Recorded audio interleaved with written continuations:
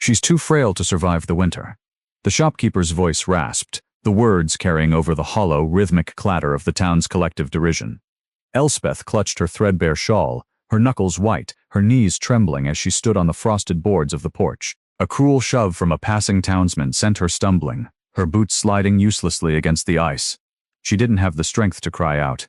The air in her chest was already too thin, stolen by the brutal mountain wind. The laughter grew, a discordant symphony of cruelty, each chuckle a jagged nail in her coffin. Darkness encroached at the edges of her vision, the cold seeping into her marrow, telling her to lie down and let the sleep take her. She was a ghost already, a flickering candle in a hurricane, and the town was merely waiting for the final, inevitable gust to extinguish her. The boards beneath her feet creaked, not under the shifting weight of the townspeople, but with a singular rhythmic heavy step that silenced the porch. The laughter stuttered, then died, strangled by the sudden looming shadow that fell over the gathered crowd. Elspeth couldn't look up, her head bowed against the biting sleet, but she felt the change in the air, the sudden suffocating pressure of a presence that demanded silence. A man stood before her. He was not a man of the town. He was a creature of the peaks, draped in furs that smelled of cedar, old snow, and the sharp, clean scent of a world untouched by civilization. He didn't speak, he simply stood, his gaze, a searing amber intensity, sweeping over the men who had been jostling Elspeth with a look that promised consequences more severe than any verbal rebuke. His frame was immense, a monolith of muscle and bone that seemed to physically block the wind itself. He reached out his hand, massive, calloused, and surprisingly steady, cupping her elbow. The touch was a jolt, a sudden searing reminder of warmth in a frozen existence. Elspeth gasped, a ragged, hitching sound that tore from her chest, her violet-gray eyes fluttering open to catch a glimpse of the rugged, bearded face looming above her. There was no pity there, only a dark, simmering resolve. He didn't ask her name, nor did he offer a greeting. He simply pulled her closer, his thick leather coat serving as a fortress against the biting gale. For those of you listening by the flickering light of your own fires, contemplating the unexpected ways grace arrives in a life, please know that your presence here, your likes and subscriptions, is a kindness that keeps these old stories alive. If you find your heart softening at the sight of two souls defying the frost, do share your thoughts in the comments. It is, after all, the conversation that makes the journey worth the telling. The shopkeeper shifted, his oily face paling as he looked up at the newcomer. The giant shifted his weight, his boots crunching into the wood, a low, guttural sound rumbling deep in his chest, a warning, clear and absolute. Without a word, he turned, bringing Elspeth with him. She was light, far too light, a leaf caught in a gale, and as he swept her off the boards, her head lolled against the thick, coarse wool of his shirt. The transition was jarring. One moment she was the object of mockery, the brittle widow who had dared to seek a future in a land that offered only ends. The next she was being carried away by a man who seemed more myth than mortal. As they moved away from the store, the town behind them remained frozen in a state of suspended shock. No one dared follow. No one dared shout a protest. The giant marched with a steady, relentless stride, his movements efficient and utterly devoid of wasted effort. Every step he took was calculated to shield her. His broad shoulders hunched against the wind to create a pocket of stillness around her shivering form. Elspeth felt the rhythm of his movement, a steady, hypnotic pulse that vibrated through her own weakening frame. She wanted to ask where they were going, to wonder if she was being saved or merely collected, but her vocal cords were frozen, her tongue heavy in her mouth. The cold was a physical weight, pressing down on her, trying to snuff out the last remaining spark of heat in her limbs. She tucked her chin against his chest, seeking the faint warmth radiating from his skin. The scent of pine resin and wood smoke was intoxicating, an earthy anchor in the swirling chaos of her failing senses.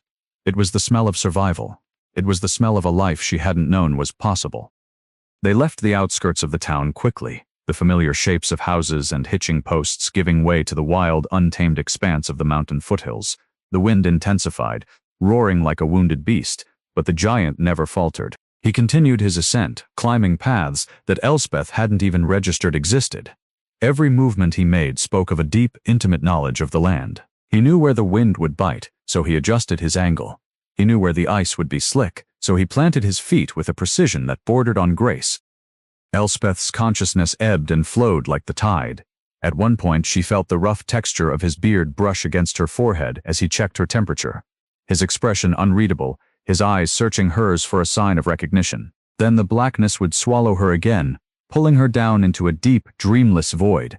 When she surfaced, she felt the gentle pressure of his arm around her waist, holding her securely against his chest, as if she were the most precious cargo he had ever carried. She felt the rise and fall of his breathing, steady and slow, a stark contrast to the frantic beating of her own heart. He was a mystery, a silent, imposing force of nature, and as she drifted back into the darkness, she found herself wondering not about the freezing cold or the distance left to travel, but about the nature of the man who had claimed her. Why had he stepped in? Why had he looked at her with such intensity? She felt a sliver of curiosity pierce through the ice of her exhaustion. He was protecting her, yes, but there was something more in the way he held her, a sense of ownership, perhaps, or a fierce, quiet guardianship that transcended mere charity. The path grew steeper, the trees closing in around them, their branches heavy with snow that groaned under the weight. The silence of the forest was absolute, broken only by the crunch of his boots and the whistle of the wind high above the canopy. Elspeth felt the cold creeping back into her extremities, despite his warmth. She tried to move, to let him know she was still fighting, but her muscles wouldn't respond. She was entirely at his mercy, a fact that would have terrified her hours ago. But now, in the quiet, desolate majesty of the mountain, it felt almost safe. She was tired of fighting. She was tired of being the one to hold the line, the one to push back against the tide. For the first time in her life, she let herself go limp, trusting the mountain man to hold the weight of her survival. He stopped, his breathing still rhythmic, though she could feel a slight increase in his heart rate. He wasn't tired. She realized with a distant sense of awe. He was simply adjusting his burden, making sure she was as comfortable as possible in the biting cold. He paused to shift her, his hands moving with surprising tenderness, smoothing the shawl over her shoulders, pulling the fabric tight against the wind. The action was so unexpected, so profoundly gentle, that it sent a shiver through her that had nothing to do with the temperature. He moved again, his pace steady, his resolve unbroken. The path began to wind upwards, toward a ridge that seemed to touch the very hem of the heavens. Elspeth felt a strange, detached peace. If this was the end, it was a dignified one. She wasn't dying on a porch, mocked by men who didn't know her name. She was being carried into the heart of the mountain by a giant who had chosen, for reasons known only to him, to save her. They reached a point where the wind seemed to drop away entirely, as if they had crossed a threshold into a sanctuary. The giant slowed his pace, his steps becoming even more deliberate, more reverent. Elspeth felt a warmth, a real, tangible warmth, radiating from somewhere ahead. It smelled of roasting meat, of dry tinder, and of a home that had been waiting for them. She tried to open her eyes, but the effort was too much. The world was nothing but shadows and the steady, reassuring heartbeat of the man holding her. He stopped completely. She heard the sound of a heavy door creaking open, the groan of protesting timber, and then the sudden overwhelming sensation of being pulled from the freezing air into a space filled with heat. The change was so drastic it nearly made her weep. He didn't set her down immediately. He carried her further, the floorboards beneath his feet sounding solid and dry, and then he lowered her. She felt the softness of furs, the smell of clean, dry straw, and the distant crackle of a fire. He was still there, his presence looming over her, a dark shadow blocking the light of the flames. She heard a soft grunt, a movement of his heavy coat, and then a hand, rough and warm, brushed a stray lock of hair from her brow. She wanted to reach out, to thank him, to ask who he was, but her hand felt like it was made of lead. He didn't leave. He sat beside her, the weight of his body sinking the mattress beside her, and then silence reclaimed the room. A silence that wasn't empty, but full of expectation. A silence that held the weight of 1,000 questions, and the promise of answers that she wasn't sure she was ready to hear. Outside, the storm raged on, a demon clawing at the cabin walls, desperate to reclaim what the mountain man had stolen from it. But inside, the fire popped, a spark dancing into the air, and Elspeth, for the first time in years, felt the terrifying, beautiful weight of being saved. She drifted, her mind a swirl of frost and embers, trying to grasp the reality of her situation. She was in his home. She was in the mountain man's domain. She was entirely, irrevocably his, and as she drifted into the deep, dark sleep of the saved, the question remained: what would happen when she finally woke up? What would happen when the morning light revealed the truth of her, the fragility he had so boldly protected, and the man he really was when the wind wasn't howling at the door? The fire settled, the cabin groaned, and the mountain held its breath, waiting to see if this frail, broken thing would survive the night in the giant's keep. The world did not return in a rush of noise, but in the slow, rhythmic settling of pine logs and the comforting, low-frequency hum of a dying fire. Elspeth's first conscious thought was not of the town, nor of the biting, accusatory frost that had claimed her body hours before. It was of the scent. Cedar, wood smoke, and the clean metallic tang of cold iron. Her eyelids felt as though they were stitched with lead, but she forced them open, inch by inch, fighting the heaviness that sought to drag her back into the abyss. The cabin was bathed in the amber glow of dying embers, casting long, dancing shadows that stretched like skeletal fingers across the rough-hewn walls. She lay upon a pallet of furs, thick and fragrant, piled high against the log wall. Her own clothes, tattered, thin, and useless against the mountain's fury, were gone, replaced by a heavy wool blanket that scratched at her sensitive skin, but radiated a heat so intense it felt like a miracle. He was there. He sat by the hearth, hunched over a piece of wood, his knife moving with a fluid, predatory grace. Even seated, he occupied the space with an overwhelming gravity. He was gargantuan, a silhouette carved from the night itself. The firelight played off his shoulders, illuminating the breadth of his back and the thick, coarse texture of his hair. He didn't look up, didn't acknowledge her wakefulness.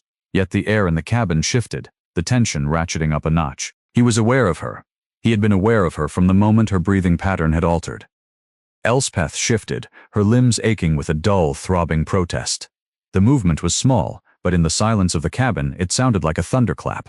The giant froze, his knife stilled, the blade glinting in the hearth's glow. He didn't turn his head immediately, just sat there, listening, his massive frame radiating an impenetrable, stoic patience. "Water," she breathed. The word, barely a rasp, dry and brittle against her tongue. He stood, the motion seamless, as if he were unfolding, rising from a crouch to his full, imposing height. He crossed the room in 3 strides, his heavy boots making no sound on the packed earth floor. He didn't offer a gentle smile or a soft word of reassurance. He simply knelt beside her, his face a landscape of rugged angles, his amber eyes unreadable, reflecting the firelight like an animal's. He held a wooden cup to her lips, his hand steadying the back of her neck with an efficiency that bordered on clinical. The water was cool, sweet, and pure. She drank greedily, the liquid reviving the dormant pathways of her throat.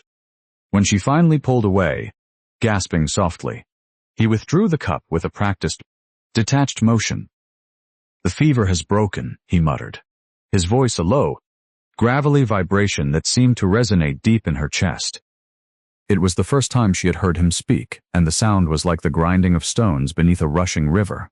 There was no warmth in his tone, only the satisfaction of an engineer confirming a machine was functioning again. He didn't ask how she felt. He didn't ask for her name. He simply set the cup aside and retreated to the hearth, picking up the piece of wood and the knife once more. Elspeth watched him, her mind slowly clearing the cobwebs of her trauma. She was supposed to be dead. The shopkeeper had laughed, the town had watched, and the winter had invited her to succumb. Yet here she was, in the heart of the man who had stolen her from the grave. She looked at his hands, calloused, scarred, and strong, and then at the delicate carving he was shaping. It was a bird, small and intricate, a contrast so jarring to his massive form that it stole her breath. "Why?" she whispered, the question hanging in the stale air. He didn't look up. The knife shaved a curl of cedar from the block. "Why what?" "Why save me?" The town they were right about one thing. I am frail. I'm a burden. The scraping of the knife ceased. He turned his head then, just slightly, catching her gaze with those unsettling, predatory eyes. There was no judgment there, just a cold, hard logic that unnerved her more than the town's cruelty ever had. "The mountain doesn't care for the town's tallies of strength," he murmured, his eyes returning to the carving. "And neither do I." He went back to work, the rhythmic shave of the blade filling the silence. Elspeth pulled the blanket tighter around her chin, her heart hammering against her ribs. She was a guest, or perhaps a prisoner of her own circumstance, and he was a stranger whose motives were as opaque as the forest at midnight. She watched him, trying to parse the man from the myth. He was a guardian, yes, but he was a guardian who seemed to detest the necessity of it. There was a distance between them, a chasm of cold, pragmatic detachment that made her feel more alone in the room with him than she had been out on the snow. She lay back, closing her eyes, attempting to map the geography of her new reality. She was safe. That much was certain. He had brought her here, fed her, and kept her alive. But there was a void in his actions, a lack of human connection that made her wonder if he had saved her out of kindness, or merely to satisfy some dark, internal imperative. He didn't talk to her as if she were a woman. He talked to her as if she were a wounded animal he had brought in from the storm, something to be mended and then released back into the wild. The fire popped, sending a shower of sparks up the chimney. Elspeth drifted, her exhaustion pulling her back down, but her mind remained sharp, tethered to the man across the room. She wondered if he had always lived like this, alone, in silence, surrounded by the ghosts of the pines. She wondered what secrets he kept in the dark corners of the cabin, what memories he carved into the wood to keep himself from screaming into the void. When she woke again, the cabin was filled with the gray, filtered light of morning. The storm had passed, leaving behind an eerie, muffled stillness. The pallet beside her was empty. The giant was gone. She sat up, the dizziness only a minor hum in her head now. The cabin was larger than she had realized, a single vast room divided by furniture and function. The walls were lined with pelts, wolf, bear, mountain lion, tacked to the logs with primitive ingenuity. A heavy iron stove dominated the center, and a long, rough table stood near the door, littered with traps, twine, and dried herbs. It was a space designed for survival, not for comfort. She stood, her legs trembling but holding. She wrapped the blanket around her like a shawl and moved toward the table, her bare feet silent on the floorboards. There, in the center of the table, was a small bowl of porridge, steaming. Beside it lay a piece of dried meat and a tin mug of water. He had prepared for her awakening. She ate, the food sustaining her, fueling the engine of her recovery. She was alive.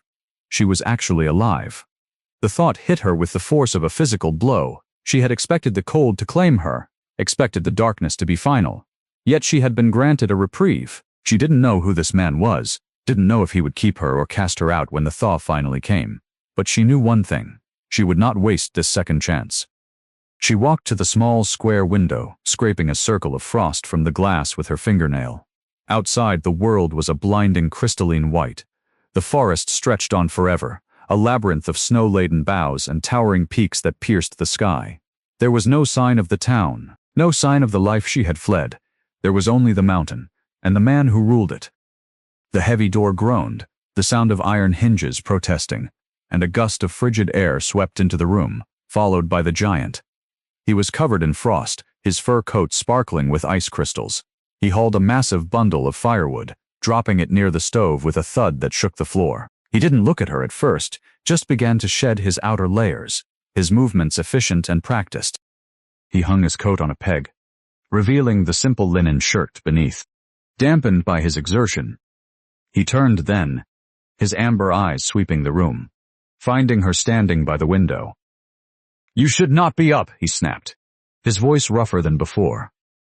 Elspeth turned, her chin lifted in a rare moment of defiance. "I am not an invalid. I have survived the winter's teeth. I can survive the walk across your cabin." He stared at her, a flicker of something, surprise, annoyance, crossing his features. He stepped closer, his shadow falling over her, but she didn't retreat. She stood her ground, clutching the blanket, her violet-gray eyes searching his. He was terrifyingly large, a mountain of a man in a space that barely contained him. Yet she sensed a hesitation in him, a momentary pause in his stoic composure. "You are frail," he muttered, crossing his arms over his massive chest. "Your constitution is not built for this altitude. The air alone will kill you if you do not pace yourself." "Is that why you saved me?" she asked, her voice steady. "To keep a bird in a cage until it decides to fly away?" He shifted his weight, his eyes darkening. He moved toward the hearth, his back to her, and began to stoke the fire. The flames roared to life, casting his silhouette in high relief against the wall. "I saved you because the mountain is no place for a woman to die alone," he said, his back still turned. "There is no nobility in freezing to death on a porch." "And what happens when the snow melts?" she pressed. "What happens when I'm strong enough to leave? Will you send me back to the town that laughed?" He went still. He didn't answer immediately. He picked up the piece of wood he had been carving the night before, turning it over in his hands. It was the bird, finished now, smoothed to a polish by his calloused thumbs. He didn't look back at her. "The mountain does not let go of what it claims," he murmured, his voice so quiet she almost missed it. "And neither do I." He turned then, holding the wooden bird out toward her. It was a simple, rough object, but it was beautiful, delicate, and entirely incongruous with the hands that held it. He walked toward her, the distance closing, the air between them thick with unspoken questions. He stopped just inches away, his towering form looming, his scent of cedar and old snow washing over her. Elspeth reached out, her fingers brushing his as she took the bird. His skin was coarse, a topography of scars and weather-beaten resilience, and where they touched, she felt a jolt of heat that had nothing to do with the fire. He didn't pull away. He held her gaze, his amber eyes searching hers with an intensity that made her breath catch. "Why?" she whispered again. The question now about something far more dangerous than survival. "Why do you watch me like I'm a ghost?" "Who do you see when you look at me?"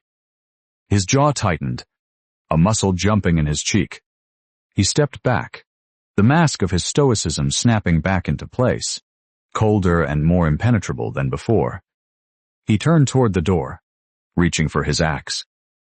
"You see ghosts everywhere." "Woman," he muttered, his voice devoid of emotion. "Perhaps it is time you stopped looking." He walked out, the heavy door thudding shut behind him, leaving her alone in the sudden, suffocating silence of the cabin. Elspeth stood in the center of the room, the wooden bird clutched in her hand, the warmth of his touch lingering on her skin. She looked at the door, then at the empty space where he had stood, and a chilling realization settled over her. He hadn't been looking at her as if she were a woman. He had been looking at her as if she were a memory. She walked back to the window, the cold glass pressing against her forehead. The forest was silent, a vast, indifferent wilderness that seemed to be waiting for something. She clutched the wooden bird, the sharp edges pressing into her palm, and wondered what kind of sorrow lived in the heart of a giant who carved delicate things and spoke to the silence. And more importantly, she wondered what would happen when he realized she wasn't a memory but a living, breathing woman. And that the bird he had carved wasn't flying away. It was waiting to see what he would do next. She watched the tree line, waiting for his return, her pulse erratic. The town had been right about her fragility, yes, but they had been wrong about her heart.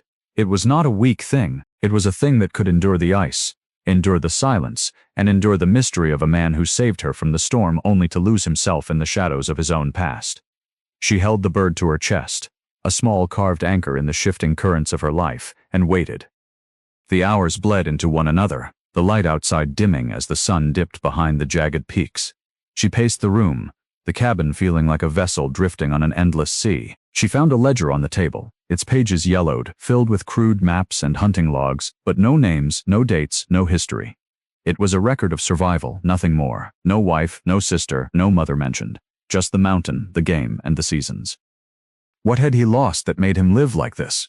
What shadow pursued him that he had to hide behind a curtain of ice and isolation? She knew with a sudden intuitive certainty that if she could answer that, she could answer why he had saved her. She could answer why he had held her with such terrifying tenderness. The door creaked open again. The rush of cold air heralded his return.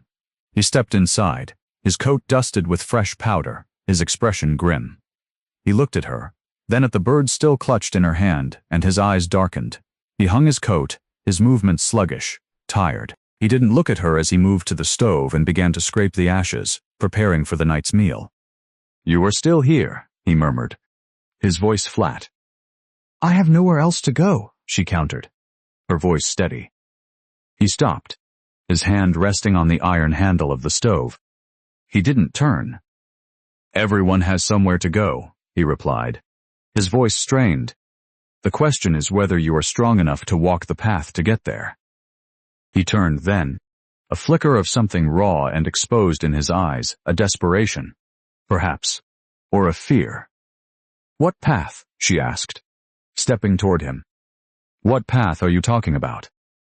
He looked at her, really looked at her, and for a heartbeat, the mask fell away.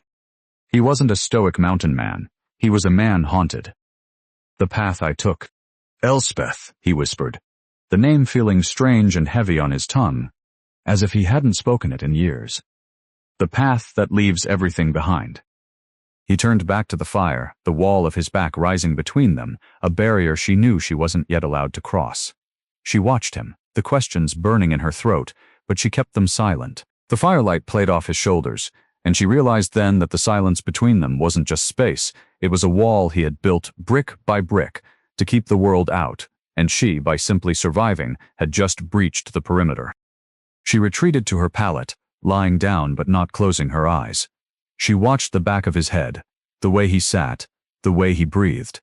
She was in the den of a wounded animal, and she was beginning to understand that the wound wasn't from the mountain. It was from a memory, a ghost that lived in the corners of this cabin, and she was the intruder who had just walked through the front door. As the wind picked up outside, wailing against the logs like a lost soul, Elspeth clutched the bird to her chest. She had survived the winter's bite, the town's laughter, and the mountain's severity. But as she watched the giant bow his head in the firelight, she realized the greatest test was still to come.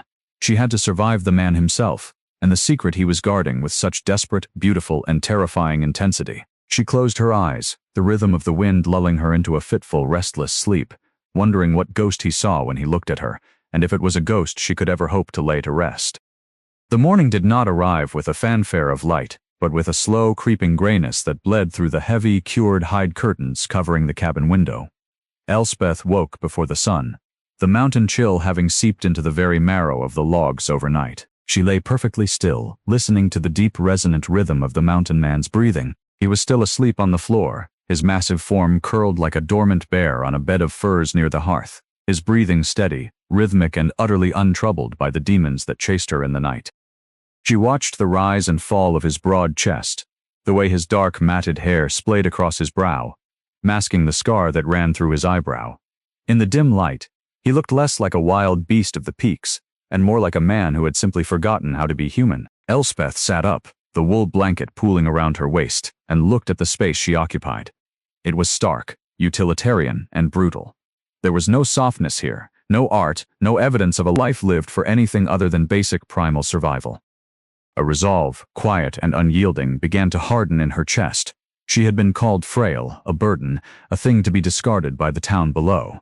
They had looked at her slender frame and her pale hands, and seen only weakness, but they had not seen what the mountain had forced her to discover in the dark, a will that burned with the ferocity of a hidden coal. If she was to stay here, even for a season, she would not be an object, a piece of inventory to be minded. She would be an inhabitant. She slid from the furs, her movements cautious to avoid waking him. The floorboards were cold, unforgiving under her bare feet, but she didn't shiver. She moved to the hearth where the embers still pulsed with a faint, dying orange glow. With practiced care, she fed the fire, whispering to the flames as she laid kindling atop the ash. The fire caught, hissing, and she began the ritual of the morning. She began to organize. It was a small act, almost insignificant in the face of the towering wilderness outside. But it was hers. She gathered the scattered dried herbs that Thaddeus had left in a haphazard pile, sorting them by scent, sage, juniper, bitterroot, and tying them in neat bundles with strips of buckskin. She swept the hearth, her motions rhythmic, the broom of coarse pine branches whispering against the hard-packed earth. She arranged the pots and the few tin plates with precision, creating a sense of order where there had been only chaos. As the cabin began to fill with the warmth of the fire and the subtle, earthy perfume of her labor, she felt a shift in the air. The heavy, oppressive weight of the space lifted, replaced by a lingering sense of intentionality. She was not just surviving, she was dwelling. She was kneeling by the heavy table, counting the remaining stores of flour and dried meat, when she felt a sudden, sharp presence behind her. She didn't need to turn to know he was awake. The air in the room had shifted, charged with the static electricity of his attention. She continued her work, her pulse steadying. He walked slowly, his boots thudding against the floorboards, heavy and deliberate. He stopped just behind her, and for a long, agonizing moment he said nothing. She could feel his eyes sweeping the room, taking in the small, feminine adjustments she had made. The neat bundles of herbs, the swept hearth, the organized tins, the subtle thumbprint of a woman in a house that had been built for a hermit. "You should be resting," he finally murmured, his voice a deep, resonant rumble that seemed to vibrate in the floorboards beneath her knees. Elspeth stood, turning to face him. He looked ragged, his hair untamed, his eyes sharp and analytical, scanning her as if trying to discern whether she had overextended her strength. He looked at the herbs, then back to her. His expression unreadable, though a muscle in his jaw twitched, a faint, almost imperceptible sign of agitation, or perhaps something softer, something he wasn't ready to name. "I am stronger than I look," she answered, holding his gaze. She didn't flinch, didn't look down. She stood her ground, forcing him to acknowledge her presence, not as a casualty, but as a person. And a house without order is just a cave. He held her gaze for a heartbeat longer, his amber eyes piercing, searching for the crack in her resolve. Then, he grunted, a short, clipped sound, and turned toward the door. He paused, his hand on the latch, and glanced back at the neat piles on the table. "The herbs are not for tea," he muttered, his tone guarded. "They are for tincture. If you burn them, you lose the potency." "I didn't burn them," she replied, her voice soft but firm. "I bundled them so they would last." He didn't respond. He simply pulled the door open, the frigid, blinding light of the mountain morning flooding the cabin, and stepped out into the wild. The day passed in a blur of quiet productivity. Elspeth found a sense of peace in the routine, the simplicity of the tasks acting as a balm for the jagged edges of her memory. She mended a tear in one of his heavy wool blankets, the needle pulling through the coarse fabric with a satisfying rhythm. She kept the fire burning, she kept the water boiling, and she kept the cabin a sanctuary. It was a strange, delicate dance they were beginning to learn. When he returned at midday hauling a carcass of some small game over his massive shoulders, he found her sitting by the fire, the blanket mended and folded neatly on his pallet. He didn't thank her. Gratitude seemed a foreign language to him, but he moved with a newfound subtle consideration. He placed his gear with care, avoiding the space she had cleared, and set the game on the table with a touch that was less abrasive than before. They ate in silence, the only sound the popping of the pitch in the logs and the distant, lonely howl of the wind high on the ridge. She watched him across the small, flickering space between them. He ate with the same efficiency he applied to everything else, his movements direct, his focus entirely on the act of consumption. Yet there was a hesitation in his rhythm, a moment where he paused, his gaze drifting to the bundle of herbs she had tied, then to the clean hearth, then to her. The silence was thick, pregnant with the things they did not say. It was a silence that held the weight of their separate pasts, the questions that hovered on the edge of her tongue, and the unspoken acknowledgement that they were no longer strangers, but two people tethered together by the sheer, stubborn will to survive. As the night drew in, deepening the shadows in the corners of the cabin, the atmosphere grew heavy, fraught with a tension that was not born of hostility, but of proximity. They were forced into the same small circle of warmth, the world outside demanding they huddle together against the cold. Elspeth picked up the small carved bird he had given her, turning it over in her hands. The wood was smooth, worn by his hands, and now by hers. She looked up and found him watching her. He was leaning back against the wall, his arms crossed over his chest, his eyes dark in the firelight. He wasn't working.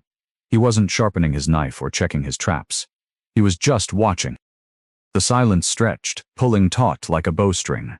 She felt a question form in her throat, a plea to break the barrier he had erected, to ask him about the man who lived beneath the mountain-hardened exterior. She wanted to know if he was lonely, if he missed the world of men, or if he was truly as detached as he pretended to be. She opened her mouth, her breath catching in her chest, but he shifted, a subtle, almost imperceptible movement, and the moment snapped. He stood, his movements fluid and swift, and walked toward his pallet near the door, turning his back to the fire and to her. "Sleep," he commanded, his voice a low, raspy rasp that echoed in the quiet room. "The storm is returning. It will be a hard night." He laid down, his back a wall of solid, unyielding muscle, and closed his eyes. The conversation, if it could be called that, was over. He had retreated behind his fortifications, and she was left alone in the warmth of the fire, the wooden bird still cool and solid in her palm. She lay back down, pulling the furs up to her chin. The cabin groaned as the wind outside began to whip itself into a frenzy, the wood settling with the sudden drop in temperature. She stared at the ceiling, the shadows dancing in the rafters, and wondered how long this could last. How long could they live in this bubble of shared survival before the silence became unbearable? How long before the questions she harbored forced their way out? Or before he was compelled to answer them, not with words, but with the raw, terrifying honesty of his soul? She closed her eyes, the rhythm of his breathing slowly syncing with her own. They were two ships passing in the night, moored to the same dock, waiting for a tide that seemed hesitant to rise. She felt a deep, profound sense of belonging settle over her, a strange, terrifying comfort in the knowledge that she was here, in the heart of the mountain, with a man who was as silent as the snow and as steadfast as the rock. The wind screamed, a banshee wail against the stone, but inside the fire continued to glow, a defiant, pulsing heart of orange in the dark. She drifted, the image of his face, the scar, the amber eyes, the guarded jaw burned into her mind. When would the silence break? When would the wall fall, and what would be left when it finally crumbled? She didn't know. But as she fell into the deep, dark sleep, she knew one thing for certain. She was no longer waiting to die. She was waiting to live, and for the first time she was not afraid of what the morning would bring, or of the man who ruled this frozen kingdom. She was only afraid of how much she might come to need the very silence that defined him. The storm broke with a crystalline suddenness, leaving the world scoured clean and blindingly white. The mountain air, stripped of its ferocity, turned sharp and brittle, a clarity so intense it felt as though one could see into the very heart of the peaks. Thaddeus moved about the cabin with his customary efficiency, his preparations for the supply run methodical and devoid of unnecessary sound. The sled, a sturdy construction of hickory and rawhide, waited outside, its runners kissed by the fresh powder. Elspeth stood by the heavy door, bundled in layers of wool and furs that Thaddeus had produced from a cedar chest. She felt like a creature emerging from a cocoon, heavy and unfamiliar with the weight of her own body, yet possessed of a burgeoning, stubborn strength. She had insisted on accompanying him. The cabin was a sanctuary, yes, but the mountain was a cage if she did not prove to herself that she could step beyond its threshold. He had not argued. He had merely looked at her, his amber eyes weighing the resolve in her stance, and then stepped aside, his massive form filling the doorway.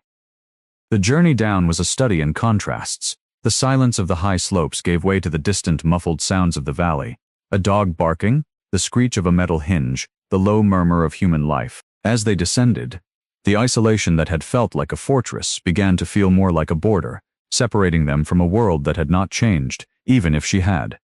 When the town finally came into view, huddled in the basin like a cluster of discarded bones, Elspeth felt the familiar coldness of dread tighten in her chest. The townspeople were gathered near the general store, a patch of dark humanity against the blinding snow. They stopped their work as the mountain man's sled drew near. The chatter died, replaced by a sudden, jarring stillness. Thaddeus didn't slow the pace. He drove the sled with a steady, uncompromising rhythm, his presence a dark, immovable force that parted the crowd. He stopped the sled directly in front of the store, the runners carving deep gouges into the packed ice. He hopped down, the thud of his boots on the hard-packed snow a sound of finality. He reached back for Elspeth, his hand enveloping hers. The touch was firm, a grounding, calloused reality that silenced the shivering panic in her veins. He didn't let go of her hand as they mounted the porch. The storekeeper, a man with thin lips and eyes that darted like nervous insects, stood behind the threshold. He looked at Thaddeus, then at Elspeth, his gaze lingering on the fine, almost translucent skin of her hands, the slight tremble in her fingers. "The mountain man comes down for supplies," the storekeeper remarked, his voice smooth, laced with a mockery that didn't quite reach his eyes, "and brings his shadow with him." A titter of laughter rippled through the gathered men. It was a sound like dry leaves skittering over ice, brittle and mean. Elspeth felt her breath hitch, her instinct to pull back, to hide behind the massive, fur-clad wall of Thaddeus's presence, overwhelming. But Thaddeus did not move. He did not tighten his grip, nor did he puff out his chest in a display of aggression. He simply stood, his head slightly tilted, his amber gaze settling on the storekeeper with a weight that seemed to suck the oxygen from the air. He didn't speak. He didn't need to. The sheer, terrifying intensity of his silence was a physical blow, a pronouncement of such absolute, unyielding protective instinct that the storekeeper blinked, his bravado crumbling. The man's jaw slackened, his eyes sliding away from the giant, unable to withstand the scrutiny. "Flour. Dried meat. Candles," Thaddeus stated, his voice a low, gravelly rumble that seemed to vibrate through the wooden porch. The storekeeper scrambled into the back, his movements frantic, the silence of the crowd now heavy, uncomfortable, and thick with a curiosity they were too afraid to voice. Elspeth stood at Thaddeus's side, feeling the pulse of the town's judgment. They were not looking at her with concern anymore. They were looking at her with a mixture of confusion and a cold, sharp resentment. "She won't last the thaw," a voice muttered from the edge of the crowd, a woman with a shawl pulled tight over her head. "Not with those hands. Not with that look. They say she left her own house in the middle of the night, leaving the debts on the table. Not a copper to her name." The whisper was low, but in the thin, crystalline air, it carried with the clarity of a bell. "I," another added, emboldened by the distance. "A runaway. Left nothing behind but a scandal. Reckons she's just looking for the next fool to feed her." The words struck Elspeth with a sharp, stinging pain, a confirmation of the shame she had carried like a shroud for months. She felt the heat rise to her cheeks, a flush of humiliation that burned against the biting cold. She turned her head, seeking the ground, desperate to disappear. But then, she felt a change in the air. Thaddeus shifted. The motion was small, but it commanded the attention of every person on the porch. He didn't turn to face the whisperers. He didn't raise his voice. He simply took a single, slow step toward the railing, his shadow stretching long and dark across the porch, effectively swallowing the light. He looked out over the crowd, his amber eyes unblinking, the scar through his eyebrow lending a predatory edge to his calm. He didn't speak a threat. He didn't acknowledge the rumor. He simply stood there, a manifestation of the mountain itself, impenetrable, ancient, and indifferent to the petty squabbles of the valley. It was a boundary, a line drawn in the snow that no one dared to cross. The crowd shifted, uncomfortable, and began to disperse, the murmurs dying into a profound, uneasy quiet. The storekeeper returned, his face pale, his hands trembling as he shoved the supplies onto the counter. He didn't look at Elspeth. He didn't look at Thaddeus. He looked at the floor, his desire for profit outweighed by a sudden primal need to be anywhere else. Thaddeus paid, the coins clinking onto the wood with a dull, heavy sound. He turned to Elspeth, his expression unchanged, the mask of his stoicism firmly in place. "Are you ready?" he asked, his voice low, private, as if they were the only two people in existence. "Yes," she whispered, her voice stronger than she expected. He guided her off the porch, his hand at the small of her back, a touch that was not possessive but anchored.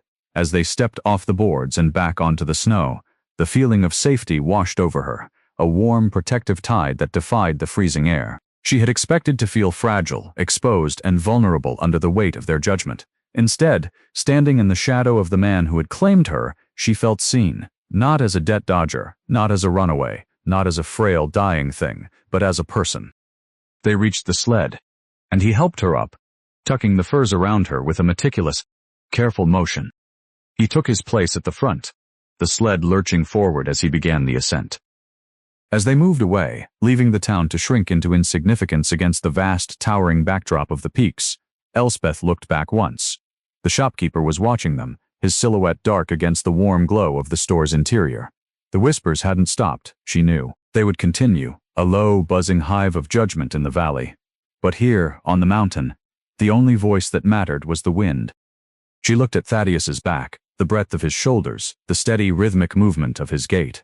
She was beginning to realize that the mountain was not just a place of survival, it was a place of transformation. The shame she carried, the labels the town had affixed to her, they were beginning to peel away, unable to stick to the harsh, clean reality of the altitude. But the question remained, echoing in the quiet spaces of her mind. What did they know? What was the truth of the scandal that followed her, the debt she had left behind, and why had she truly run? The town's gossip was a blurred, distorted mirror, but it held a grain of truth she had not yet dared to articulate, even to herself. She clutched the wooden bird in her pocket, the smooth surface a reminder of the quiet, unexpected tenderness she had found in the heart of the storm. The man who guided the sled was a mystery, a man who built barriers against the world and yet had opened his door to a stranger. As they climbed higher, the air growing colder, the trees thinning into the stark, beautiful desolation of the upper timberline, she felt a profound sense of peace. She was no longer a fragment of a broken life. She was a woman on a mountain, and for the first time she was beginning to believe she might actually belong. The sun began to dip behind the serrated horizon, painting the snow in shades of violet and gold. Thaddeus didn't look back, but he adjusted the pace, the sled gliding over the powder with the grace of a hunting cat. He was taking her back to the cabin, back to the fire, back to the silence. But it was a silence she was no longer afraid of.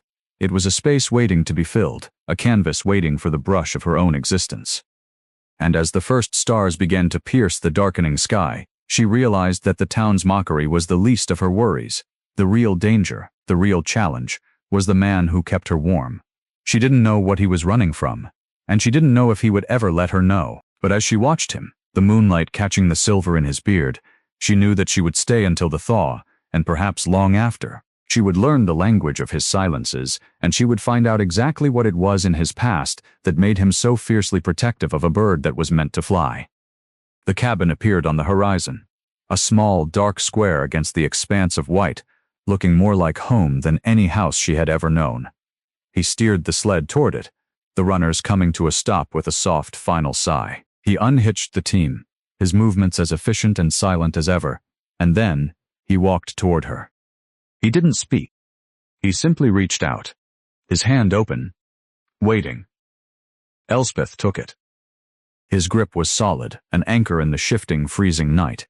He led her toward the door, the warmth of the fire spilling out to meet them, a beckoning glow in the dark. And as they crossed the threshold, closing the door against the world, she felt a small, quiet, and deeply dangerous hope stir in her heart.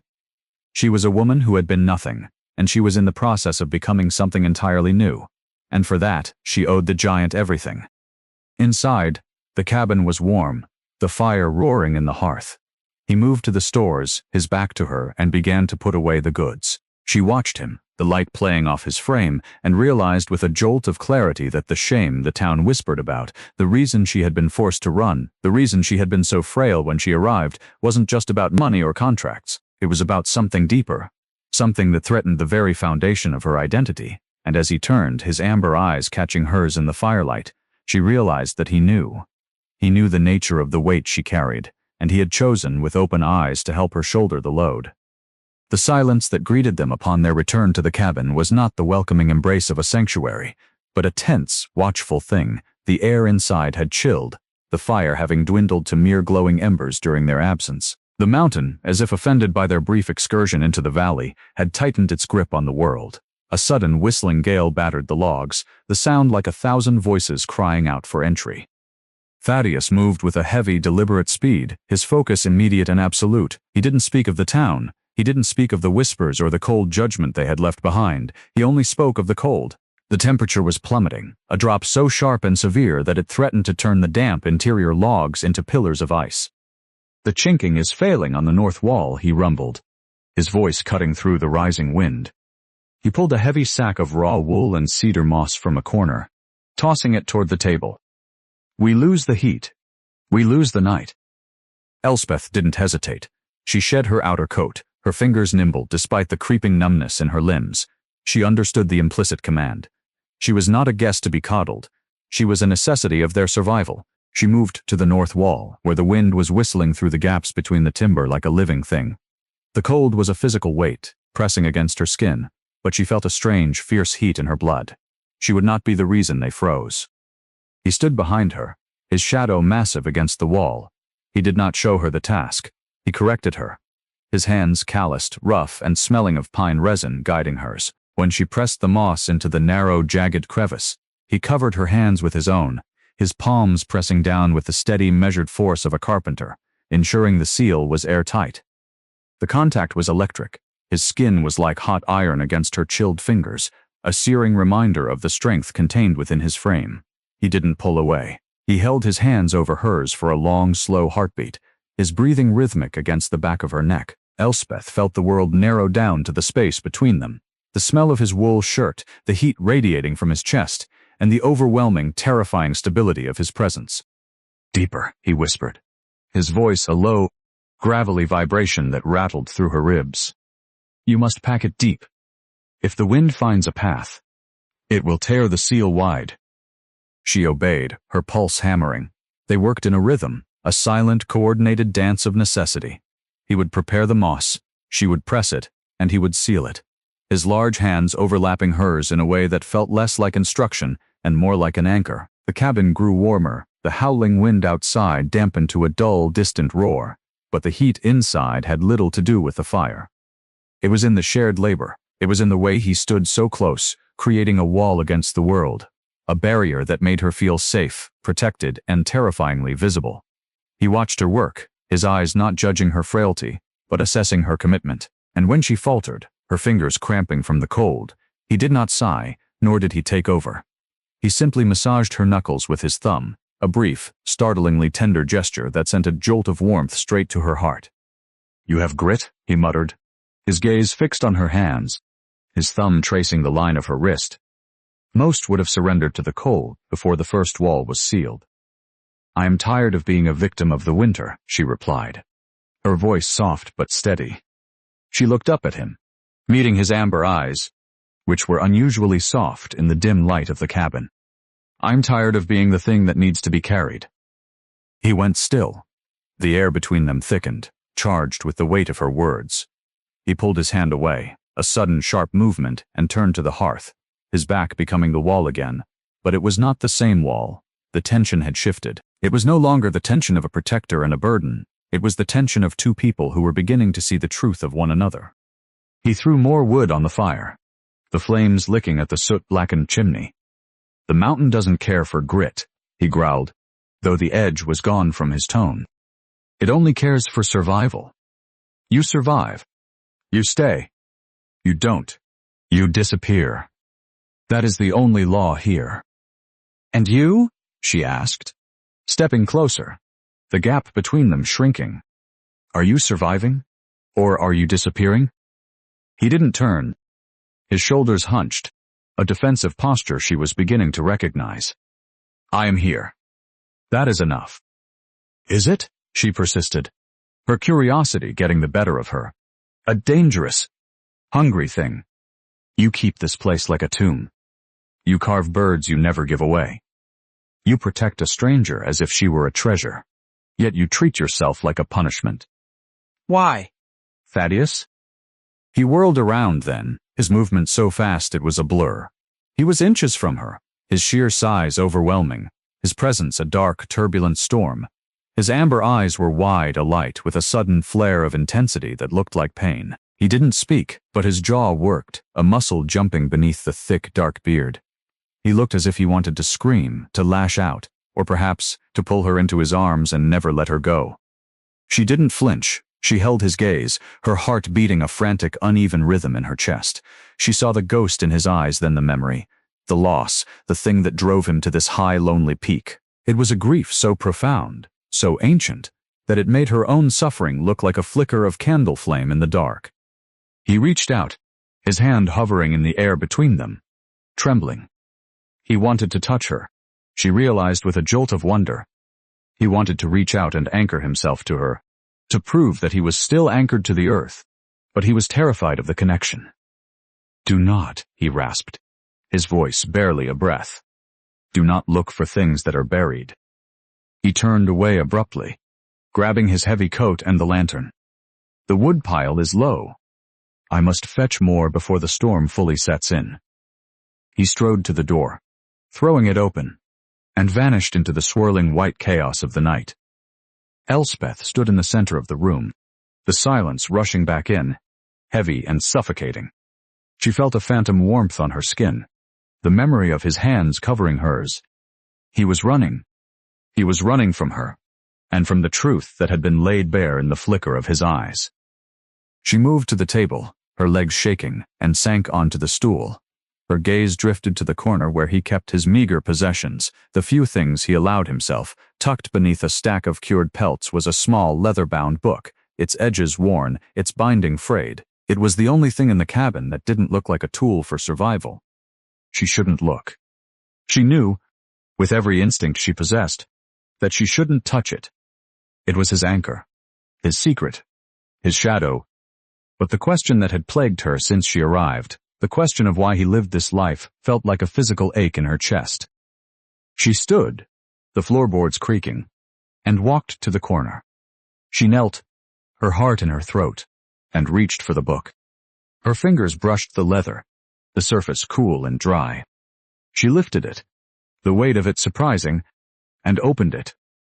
It was not a journal, not a record of hunts or traps. It was a collection of pressed flowers, their colors long faded to shades of brown and gray. But between the pages, there was something else, a piece of paper, folded many times, brittle with age. She unfolded it, her hands shaking. It was a letter. The handwriting was delicate, elegant, and heartbreakingly familiar. As she began to read, the words blurred before her eyes, the world spinning in a slow, dizzying arc. It wasn't a letter to a lover. It was a letter to a brother who had been lost, not to the mountain, but to something else, something that had destroyed everything he had once known. The cabin seemed to tilt, the firelight casting long, grotesque shadows on the wall. She heard the crunch of snow outside, the sound of his boots returning. She had mere seconds, her heart hammered against her ribs, a drumbeat of terror and revelation. She was not just a woman who had been rescued. She was an intruder who had stumbled upon the heart of his tragedy. She scrambled to fold the paper, to place it back, but the sound of the latch lifted, the sharp metallic snap of the door opening slicing through the room like a blade. She looked up, the book still in her hands, as the door swung wide and he stepped inside, his eyes landing instantly on her, on the book, on the forbidden secret she had just unburied. The silence that followed was not the silence of the storm. It was the silence of a dam breaking. He stood in the doorway, the snow falling from his hair, his eyes dark, unreadable, and devastatingly cold. He didn't speak, he didn't move, he only stared at her, and in that look, she saw not the protector, not the giant, but a man who had just lost the last thing he had tried to keep hidden from the world. She clutched the book to her chest, her knuckles white, the secret vibrating between them like a held breath. What would he do? Would he cast her out into the cold, back to the town that laughed, or would he finally, for the first time, shatter the silence and let her in? The fire popped, a spark dancing into the air, and for a moment, the entire world seemed to hang in the balance, waiting for the monster of the mountain to speak. The heavy thud of the door latch falling into place did not soften the silence that followed. It amplified it, turning the cabin into a pressure chamber.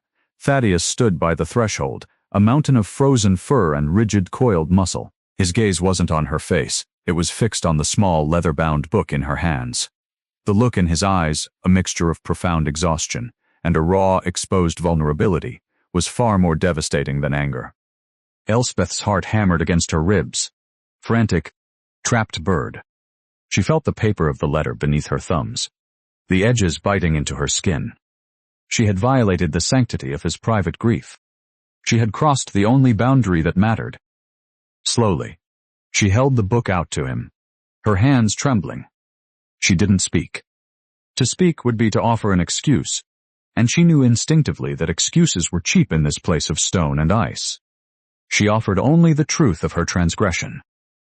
He didn't move for a long moment. The firelight played across his face, highlighting the harsh lines of his expression, the way his jaw was clamped shut, as if to prevent a sound from escaping.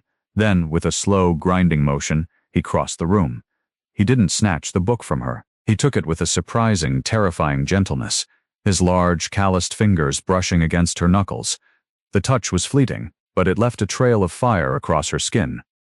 He turned away immediately, tucking the book back into the shadows beneath the pelts.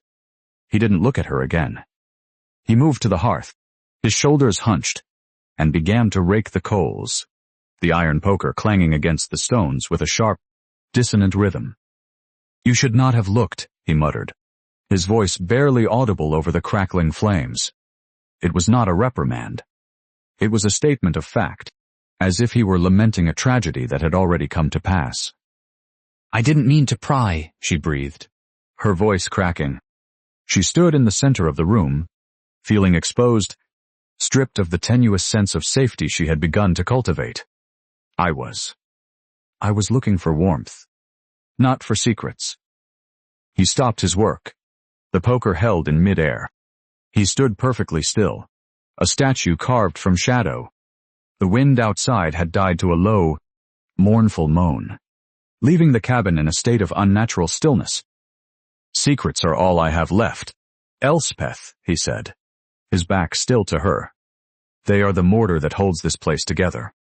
You pull out one stone, the whole wall threatens to crumble. She took a tentative step toward him. The firelight cast his shadow long and dark across the floor, reaching out toward her feet. She didn't want to retreat. She wanted to understand the man who saved her from the storm, the man who had let her into his life only to guard the most vital part of himself, with such fierce, punishing isolation. Then let it crumble, she ventured, her voice steadying despite the fear tightening her throat. If the wall is made of grief and ghosts, maybe it needs to fall. Maybe you need to breathe. Thaddeus. He whirled around then, the suddenness of the movement making her flinch. But there was no menace in his posture. There was only a profound hollow ache in his eyes, the look of a man who had been adrift for so long he had forgotten what land looked like. He stepped into the light, and for the first time she saw the full extent of the weariness that lived in the lines around his eyes, the heavy, silent weight of a past he couldn't outrun. You don't know what you're asking, he rasped, stepping closer until he loomed over her, his sheer presence filling her senses.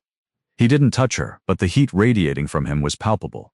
A wall of living, breathing intensity. Some things, when they are revealed, they don't heal, they just bleed, and I have spent years trying to stop the bleeding. I am not a stranger to wounds, she whispered, her violet-gray eyes searching his. She remembered the town, the mocking laughter, the bitter cold hunger of the life she had fled. I know how to bear the pain. I am not fragile. I am not the bird you carved, Thaddeus. I am a woman who has walked through hell, just as you have. He stared at her, his amber eyes wide, as if he were seeing her for the first time, not as a burden, not as a ghost, but as a mirror. The tension in the room shifted, the air thinning, the silence becoming charged with a new, dangerous electricity. He didn't pull away. He didn't turn back to the wall. He just stood there, caught in the wake of her words, and then he did something that shattered the last of her defenses. He reached out, his hand coming up to hover near her cheek, his fingers tracing the air where her skin would be, a gesture of yearning so profound it made her breath hitch. He didn't make contact, afraid, perhaps, that the slightest touch would break the fragile equilibrium of the moment. The letter, he began, his voice rough, thick with the effort of speaking. It wasn't a secret of pride. It was a confession. A promise I made to him, and a promise I broke. He stepped back, the distance returning, but the connection remained, a taut, vibrating thread between them. He walked to the table and sat down, his head bowed, his hands clasped together, huge, scarred, and trembling. It was the first time she had ever seen him look small. The mountain man, the giant, the savior of the frozen, looked suddenly like a man who had been broken a long time ago and was just waiting for the pieces to finally give way. Elspeth walked over to the table and sat opposite him. She didn't ask what the promise was. She didn't ask what he had broken. She simply waited, her presence a quiet, steadying weight in the room. She was no longer trying to force the truth out. She was offering him the space to hold it. They sat like that for a long time. The firelight flickering, the shadows dancing, the two of them trapped in the quiet, heavy orbit of his past. The cabin, once a place of survival, had become something else, a confessional, a sanctuary, a place where the weight of the world couldn't reach them. I came here to forget, he murmured, his eyes fixed on his hands. I thought the height, the cold, the isolation, I thought they would scrub the memory clean. But the mountain has a way of amplifying the things we try to lose every night. The wind sounds like his voice. Every storm I see the path I didn't take. Elspeth reached out, her hand hesitant, and covered his clasped ones. He flinched at the contact, a sharp, instinctive reaction, but he didn't pull away. Under her touch, his hands were hot, trembling, and unmistakably human. She felt the pulse in his wrist, strong, steady, and alive. You aren't forgetting. Thaddeus, she said softly. You're punishing yourself? There is a difference. He looked up at her then, his amber eyes piercing, searching her face for the judgment he expected, the judgment he had faced his entire life. But she gave him none. She gave him only empathy, a reflection of the sorrow she had lived through, a silent acknowledgement of the shared jagged landscape of their souls. His jaw tightened, a muscle jumping beneath his beard. He looked at their joined hands, then back at her, and for a moment the wall of his stoicism didn't just crack, it crumbled. A look of such raw, agonizing relief crossed his features that she felt tears prick her own eyes. It was the look of a man who had finally, after years of solitude, found a way to lay down his burden, even if only for a second. "Why?" he whispered. The word a plea. "Why do you stay? Knowing what you know? Knowing I am not the hero you thought you found?" "Because," she replied, her voice steady and clear. "I never came looking for a hero, Thaddeus. I came looking for a place to survive. And you didn't just give me a shelter. You gave me a reason." He didn't pull his hands away. He didn't stand up. He simply let her hold them, the warmth of her palms seeping into his skin, a grounding, healing contact that bridged the chasm between them. The fire popped, a spark dancing into the air, and for the first time since she had arrived at the cabin, the silence wasn't a barrier. It was a bridge. He turned his hands over, capturing hers, his grip firm and steady. It was the first time he had truly held her, a conscious, deliberate choice of connection rather than a necessity of protection. The touch sent a shockwave through her, a rush of heat that settled deep in her belly. He wasn't the giant who carried her through the storm. He was a man reaching out from the wreckage of his own life, seeking a hand to hold in the dark. They sat in silence, the firelight casting their joined hands in silhouette against the rough wood of the table. The mountain wind picked up outside, wailing against the cabin, but inside, the world had shrunk down to the space between their fingers. The secret remained. The letter still hidden in the dark, the promise still broken. But the dynamic had shifted, fundamentally and irrevocably. She was no longer an intruder. She was an accomplice. And he was no longer a hermit. He was a man who had finally, terrifyingly dared to let someone in. As the night deepened, the cold retreated to the edges of the room, held at bay by the warmth of the hearth and the heat of their shared presence. Elspeth looked at him, the rugged, bearded face, the amber eyes now clouded with a softness she hadn't known he possessed, and she realized the true hidden danger of her situation. It wasn't the storm, it wasn't the winter, it wasn't the town or the scandal, it was the man himself, because she could feel, with a terrifying absolute certainty, that she was falling in love with the ghost he carried, and that was a risk far greater than anything the mountain could throw at her. He looked away, his grip tightening for a fraction of a second, as if he realized what she was thinking, as if he knew the path they were now walking, a path that would lead them further into the wilderness of their own hearts, where the terrain was treacherous and the air was thin, and where there was no turning back. He stood up then, the sudden movement breaking the spell, and walked toward the door. He paused, his hand on the latch, and looked back at her. The mask of his stoicism had returned, but it was thinner now, transparent, revealing the vulnerability beneath. "Sleep," he said, his voice husky. "The morning will bring the thaw. We will have to check the traps. We will have to keep moving." He didn't wait for her reply. He walked out into the cold, leaving the door slightly ajar, letting a sliver of the winter night air bite into the warmth of the room. Elspeth sat at the table, her hands still tingling from the memory of his touch. She knew he was running again, that he was trying to put distance between them, but it was too late. The secret was out, the silence was broken, and the mountain was no longer just a place of survival. It was a place of beginning. And as she looked toward the open door, watching the swirling snow dance in the sliver of moonlight, she wondered if he was running toward something, or if he was simply trying to outrun the realization that he no longer wanted to be alone. She stood, the room feeling larger, emptier, and yet, for the first time, full of possibility. She moved to the hearth, the fire still glowing, and stoked it, the flames rising to meet her. She was a woman of the mountain now, and she would wait. She would wait for the thaw, she would wait for the traps, and she would wait for the moment when he finally realized that the promise he had broken could be replaced by a new one that was not forged in grief, but in the slow, agonizing, and beautiful act of healing.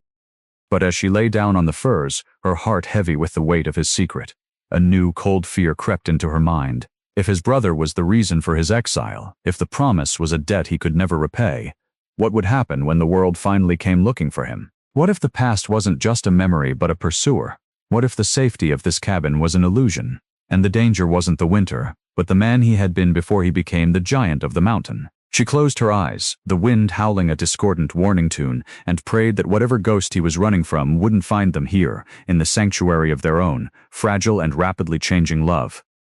The morning broke with a bruised violet light that bled over the jagged teeth of the peaks. Elspeth did not sleep. She sat by the dying hearth, the embers reduced to fine gray powder, her eyes fixed on the heavy wooden door. She heard him long before he arrived, the crunch of snow, the erratic rhythm of a stride that lacked the customary predatory grace of a man who owned the mountain. When the latch lifted, the sound was harsh, a jarring snap in the stillness. Thaddeus stepped inside, and the sight of him stole the air from her lungs. He was not the impenetrable monolith who had left hours ago. He was stumbling, his massive frame supported by the doorframe, his face a mask of pale, strained exhaustion. A dark, ugly stain of crimson seeped through the thick fabric of his sleeve, blooming like a poisonous flower against the rough linen. Elspeth was on her feet before he had fully cleared the threshold. Her fear, sharp and cold, was instantly eclipsed by the instinctual urge to heal. She didn't ask what happened. She didn't question why he had risked the night. She moved to him, her hands finding his arm, steadying him as he swayed. "Thaddeus," she breathed, the name a soft, urgent command. He looked at her, his amber eyes unfocused, clouded with a pain that went deeper than the gash on his arm. He grunted, a sound of forced composure, and allowed her to guide him to the stool by the hearth. He slumped down, his size making the furniture look fragile, his head bowing. She worked with a speed born of desperation. She gathered the clean rags, the hot water, and the medicinal salves she had spent the last few weeks organizing, the very herbs she had bundled and for which he had mocked her days prior. She didn't think of the town or the scandal or the strange dark secret he had hidden in the book.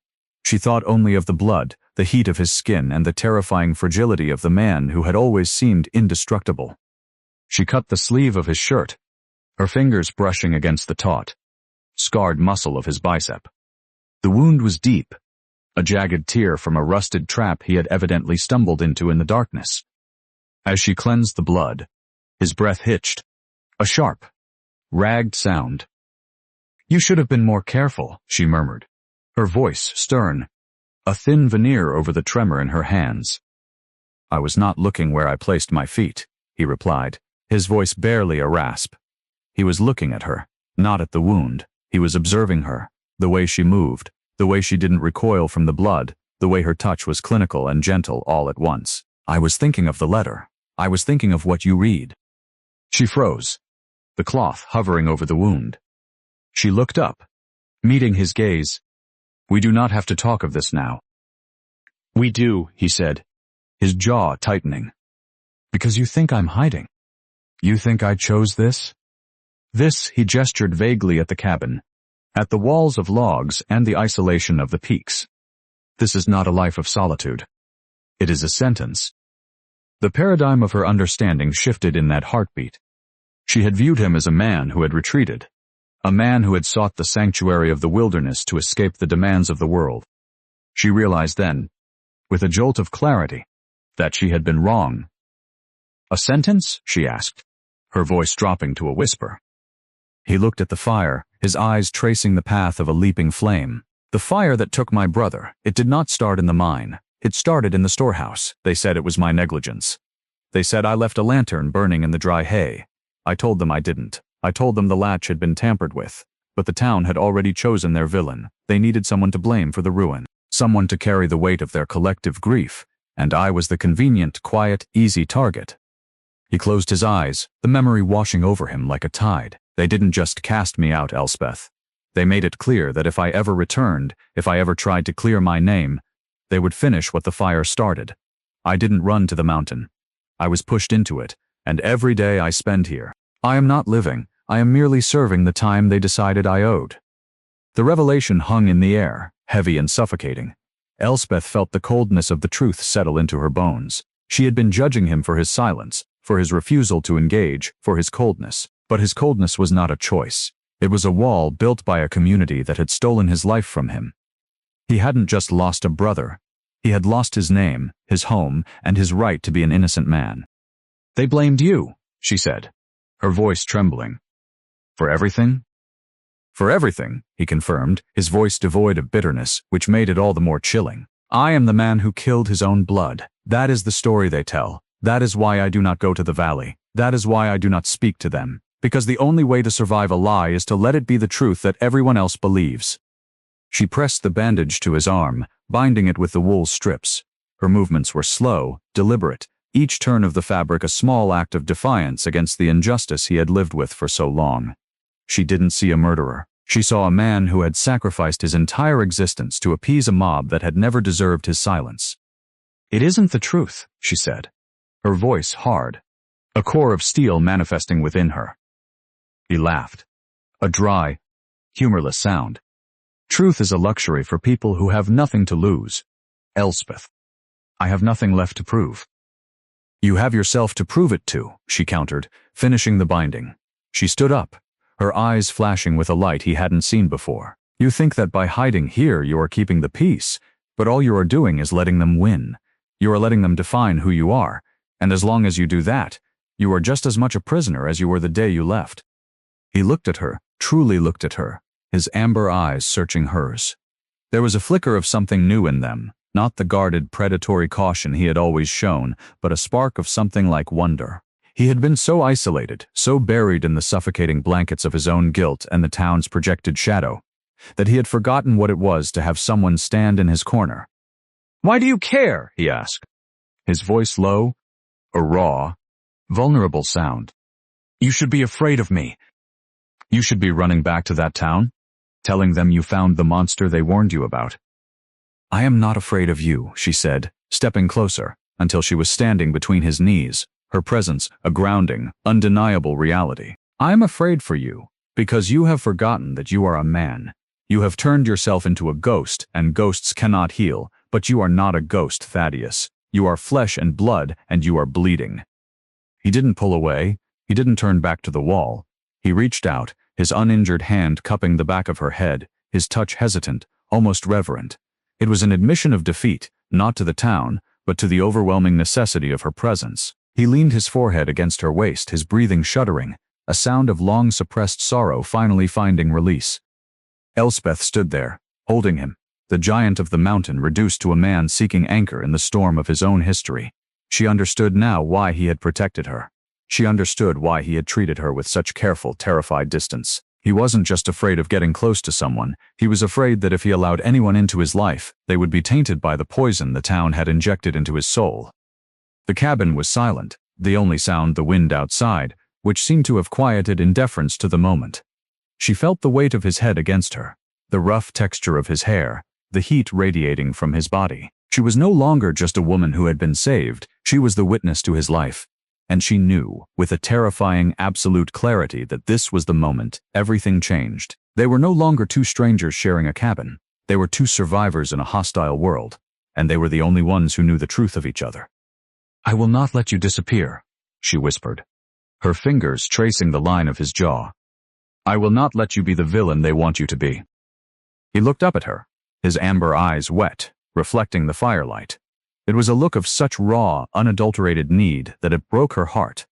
He didn't speak, but he didn't have to. The barrier was gone. The wall had crumbled, and in its place was a connection so intense, so fragile, and so dangerous that she knew it would define the rest of their lives. But as she looked into his eyes, she saw a flicker of something else, a shadow that didn't belong to the past. It was a realization that by allowing her in, by exposing his vulnerability, he had made her a target, too. The town didn't just hate him, they were afraid of him, and fear was a much more dangerous emotion than hate. If they knew he was no longer alone, if they knew he had found something to protect, would they leave them be? Or would they come back, fueled by their own guilt and the necessity of maintaining their lie? The peace of the moment was shattered by a sound outside. It wasn't the wind. It was the distinct, sharp, rhythmic crunch of snow, not the wind-blown powder, but the deliberate, heavy tread of boots. Someone was on the mountain. Someone was approaching the cabin. Thaddeus stiffened, his hand pulling away from her, his expression shifting from vulnerability to a predatory, hardened focus. He rose, the pain in his arm forgotten, his body coiling like a spring. He moved to the door, his hand instinctively going to the rifle resting by the frame. Elspeth stood frozen, her heart hammering. The silence returned, but it was no longer the silence of sanctuary. It was the silence of a hunting ground. "Stay back," he commanded, his voice a low, dangerous growl, his eyes fixed on the door. "Thaddeus, stay back," he repeated, not looking at her, his entire focus consumed by the intruder outside. He reached the door, his shadow looming, and Elspeth watched as he prepared to face the world he had spent years trying to forget. She realized then that the truth, the revelation of his innocence, had not brought them peace.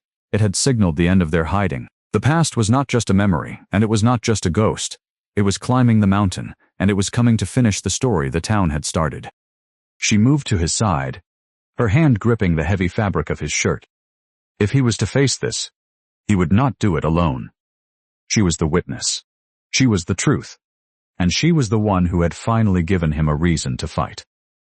Thaddeus glanced down at her, his eyes dark. A question in them, a question of whether she was ready for the cost of standing with him. She didn't answer with words. She simply tightened her grip, her resolve as unbreakable as the peaks that surrounded them. The knock came then, a slow, heavy, threefold rap against the wood. It wasn't the knock of a friend. It was the knock of someone who knew exactly who was inside, and who had no intention of leaving until they had what they came for. The knock came again, heavier this time, vibrating through the thick timbers of the cabin walls. Thaddeus stepped into the entryway, his massive form filling the space, his hand hovering near the rifle, his posture radiating a lethal readiness. Elspeth moved without thinking, sliding past his shoulder to stand at his side.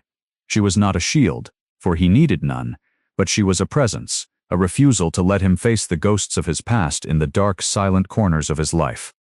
He didn't look at her, but he shifted slightly, his heavy shoulder brushing hers. It was a subtle acknowledgement, a silent communion that spoke of their shared resolve. He reached for the latch, his movements fluid and precise, and jerked the door open. The cold air rushed in, accompanied by the sight of a man standing on the porch, dusted with snow and shivering beneath a thick coat. It was not a faceless threat, nor was it a mob. It was Sheriff Elias, a man whose face was etched with the same deep, tired lines that defined the history of the valley. He looked at the cabin, then at Thaddeus, his eyes landing on the bandages on the mountain man's arm, and finally he settled his gaze on Elspeth. "I didn't come to start a war," Thaddeus, the lawman stated, his voice raspy, holding up his empty hands. Thaddeus didn't lower his guard, but the predatory edge in his stance receded, replaced by a cold, hardened vigilance. "You've come to a place where you aren't invited, Sheriff. The law doesn't climb this high." "The law has a long memory," the man replied, his gaze flickering toward the warm, golden light of the interior. "And so does the truth." Elspeth stepped forward, her hands clasped loosely before her, her voice steady. "If you have something to say, say it. The cold doesn't care for pleasantries." The sheriff looked at her, his expression softening with a flicker of begrudging respect. "You're the widow. The one they call the frail one." "I am Elspeth," she corrected, her chin lifting. "And I am listening." Elias exhaled a plume of white vapor in the frigid night air. He stepped across the threshold, and Thaddeus, after a moment's hesitation, stepped back, allowing the lawman into the sanctuary of the cabin. The room felt suddenly crowded, the presence of the man from the valley introducing the chaotic, messy reality of the town into the controlled, isolated stillness of the mountain. The sheriff didn't take a seat. He stayed near the door, his eyes scanning the cabin, noting the herbs, the mended blankets, the quiet signs of a life being woven together. He looked at Thaddeus, then at the ledger on the table. "They're talking," Thaddeus, the lawman began, his voice dropping. "Not about the fire. Not about the past. They're talking about her. They're wondering why you're keeping her. They're wondering if she's the reason you've been seen in town." "Let them wonder," Thaddeus rumbled, his voice low and dangerous. "They won't just wonder," Elias warned, his gaze hardening. "The town council, they aren't afraid of the fire anymore. They're afraid of what you represent. They're afraid that if you come down, if you return, people will start asking questions again. They've built their power on that fire. They've built their influence on your exile." Thaddeus went still, his eyes narrowing. "You've known this for years." "Elias, why come now? Why climb the mountain now?" The sheriff looked down at his boots, the silence stretching, heavy and uncomfortable. Because they've decided you're a liability. They're planning to send a party.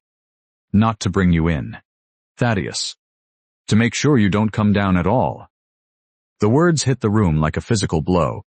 Elspeth felt the blood drain from her face, her hand flying to her throat. She looked at Thaddeus. He didn't flinch. He didn't roar. He simply stood there, his face carved from granite. But she saw the way his fingers curled into fists at his sides. "And you?" Thaddeus asked, his voice deathly quiet. "Are you here to lead them?" Elias looked up, his eyes meeting Thaddeus's with a raw, desperate sincerity. "I'm here to tell you to run. Take the woman. Go further into the high country, past the ridge. Once the thaw hits, disappear. If they find you here, it won't matter what the truth is. They'll bury you and they'll call it justice." Thaddeus turned away, pacing the room, his stride long and restless. He wasn't looking at the sheriff. He was looking at the cabin, the walls, the fire, the life he had built, and the woman who had become part of it. Elspeth watched him, her heart aching. This was the threat she had feared, the shadow that had been chasing him all along. It wasn't just a memory. It was the world, and it was reaching up to tear his sanctuary apart. "I won't run," Thaddeus muttered, his voice grinding. "I have nowhere left to go. This is my home." "Then you're a dead man," the sheriff said, his tone flat, final. Elspeth moved toward the table, her hands finding the wooden bird he had carved. She held it, the smoothness of it a reminder of the quiet man who had hidden his heart away. She turned to the sheriff, her eyes flashing. "Why would they kill him?" she demanded, her voice cutting through the tension. "If they know he's innocent, why go to such lengths? What is so important in that valley that his death is the only way to protect it?" Elias hesitated, his eyes flicking toward Thaddeus, who stood in the shadows, his expression unreadable. "It's the land, girl," the sheriff murmured, his gaze falling to the floor. "The timber rights, the mining claims in the foothills. The fire destroyed the property lines, created a vacuum of ownership. The council, they took it. All of it. They claimed it as abandoned in the aftermath of the blaze. If Thaddeus returns, if he proves he was wronged, the legal questions would ruin them. They would lose everything." The silence that followed was absolute. Elspeth stared at the sheriff, the pieces of the puzzle clicking into place with a terrifying, sickening clarity.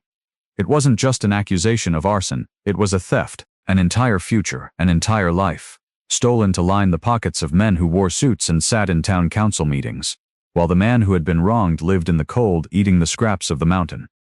Thaddeus stopped pacing. He stood in the center of the room, his head bowed, his hands hanging loose. He wasn't surprised. He had known, she realized with a jolt of sorrow, he had known all along. "They took everything," he whispered, a sound of profound, exhausted resignation. Elspeth walked to him. She didn't touch him. Not yet. She stood beside him, her gaze fixed on the fire. "They didn't take everything, Thaddeus. They didn't take your life. And they didn't take your truth." She turned to the sheriff, her voice steady and clear. "Thank you, Elias. You have done more than any man in that town has done for years. We will. Consider your warning." The sheriff hesitated, looking from her to the mountain man. He seemed to want to say more, to offer some piece of comfort, but he knew the limitations of his position. He nodded, a sharp, curt motion, and turned toward the door. "Don't wait for the thaw," he said over his shoulder. "If you see smoke on the horizon, leave." The door swung shut, the latch clicking into place with a sound that felt final. They were alone again, but the air in the room had changed. The isolation of the mountain no longer felt like a shield. It felt like a trap. The walls of the cabin, once a place of safety, now felt like a fragile perimeter, easily breached by the greed and malice of the world below. Thaddeus moved to the window, peering out into the darkness. He was silent, his back to her, but she could see the tension in his spine, the way his shoulders were hunched against the weight of the new reality.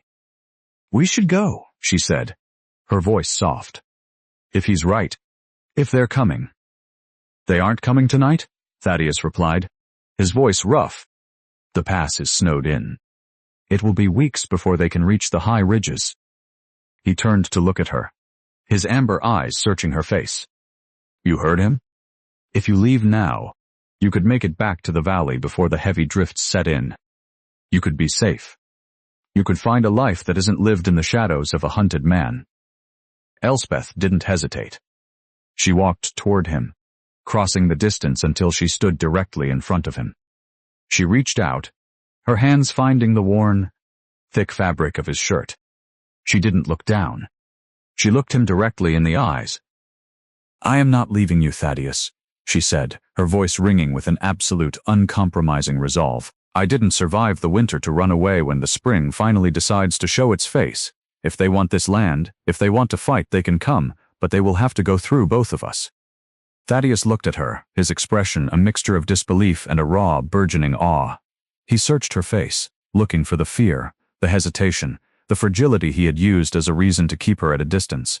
But he found none. He found only the same stubborn will that had brought her to his doorstep, that had compelled her to mend his blankets, to tend his wounds, and to stand with him when the lawman came calling. He reached out, his hand cupping her cheek, his thumb tracing the line of her jaw with a tenderness that made her breath hitch. It was the first time he had allowed himself to be truly vulnerable, to acknowledge the connection that had been growing between them like a wildflower in the cracks of the stone. "You don't know what you're asking," he whispered, his voice thick with emotion. "You don't know the cost of standing by me?" "I know," she replied, her voice soft, a melody of defiance in the quiet room. "The cost is everything. But it's worth it. Because for the first time, I have something worth standing for." He closed his eyes, his forehead coming to rest against hers. The scent of him, pine resin, wood smoke, and the clean, metallic tang of the cold filled her senses. It was the scent of home.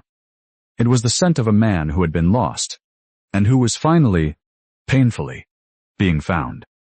They stood like that for a long time, the firelight casting long, dancing shadows on the wall, the cabin a small, defiant island in the vast, indifferent wilderness. The secret of his past was out, the threat of his pursuers was looming.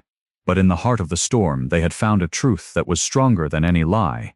They were together, and they would face whatever the spring brought, not as strangers but as partners, as souls who had walked through the fire and had emerged scarred and changed but alive. But even as the moment of connection deepened, a sliver of doubt remained, a cold, persistent ache in her heart. The sheriff had been right about the danger, but he had been wrong about one thing. He didn't know the full extent of the town's reach. And as she looked into the amber depths of Thaddeus's eyes, she saw the shadow of the truth he hadn't yet spoken, the realization that the arson wasn't the only thing they were hiding. There was something else, something deeper, something that hadn't been mentioned in the sheriff's warning, and it was a secret that Thaddeus was still holding tight, a secret that threatened to burn even brighter than the fire that had cost him his life. She pulled back, her eyes searching his, a silent question hovering between them. He looked away, his jaw tightening, the shadow of his past reasserting its hold. "What aren't you telling me, Thaddeus?" she asked, her voice barely a whisper. "The timber rights, the land, that's a motive for the town. But why are they so afraid of you returning? Why are they willing to kill to keep you here, on the mountain?" He turned to the fire, the flames reflecting in his eyes, but he didn't answer. He just stared into the heat, the secret a heavy burning weight in the room, and as the wind began to howl again, a desperate warning cry against the eaves, Elspeth realized that the battle for his name was not the end of the journey. It was only the beginning, and the true dark and devastating secret was yet to be revealed. The silence that reclaimed the cabin after the sheriff's departure was thick, a viscous, suffocating substance that seemed to coat the rafters and pool in the corners. The fire, which had been a source of comfort for weeks, now felt exposed, a beacon of warmth in a world that had suddenly turned predatory. Elspeth stood by the heavy table, her fingers tracing the grain of the wood, her mind replaying the sheriff's words, the timber rights, the vacuum of power, the cold, calculating greed of the men in the valley who would kill to keep their secrets buried.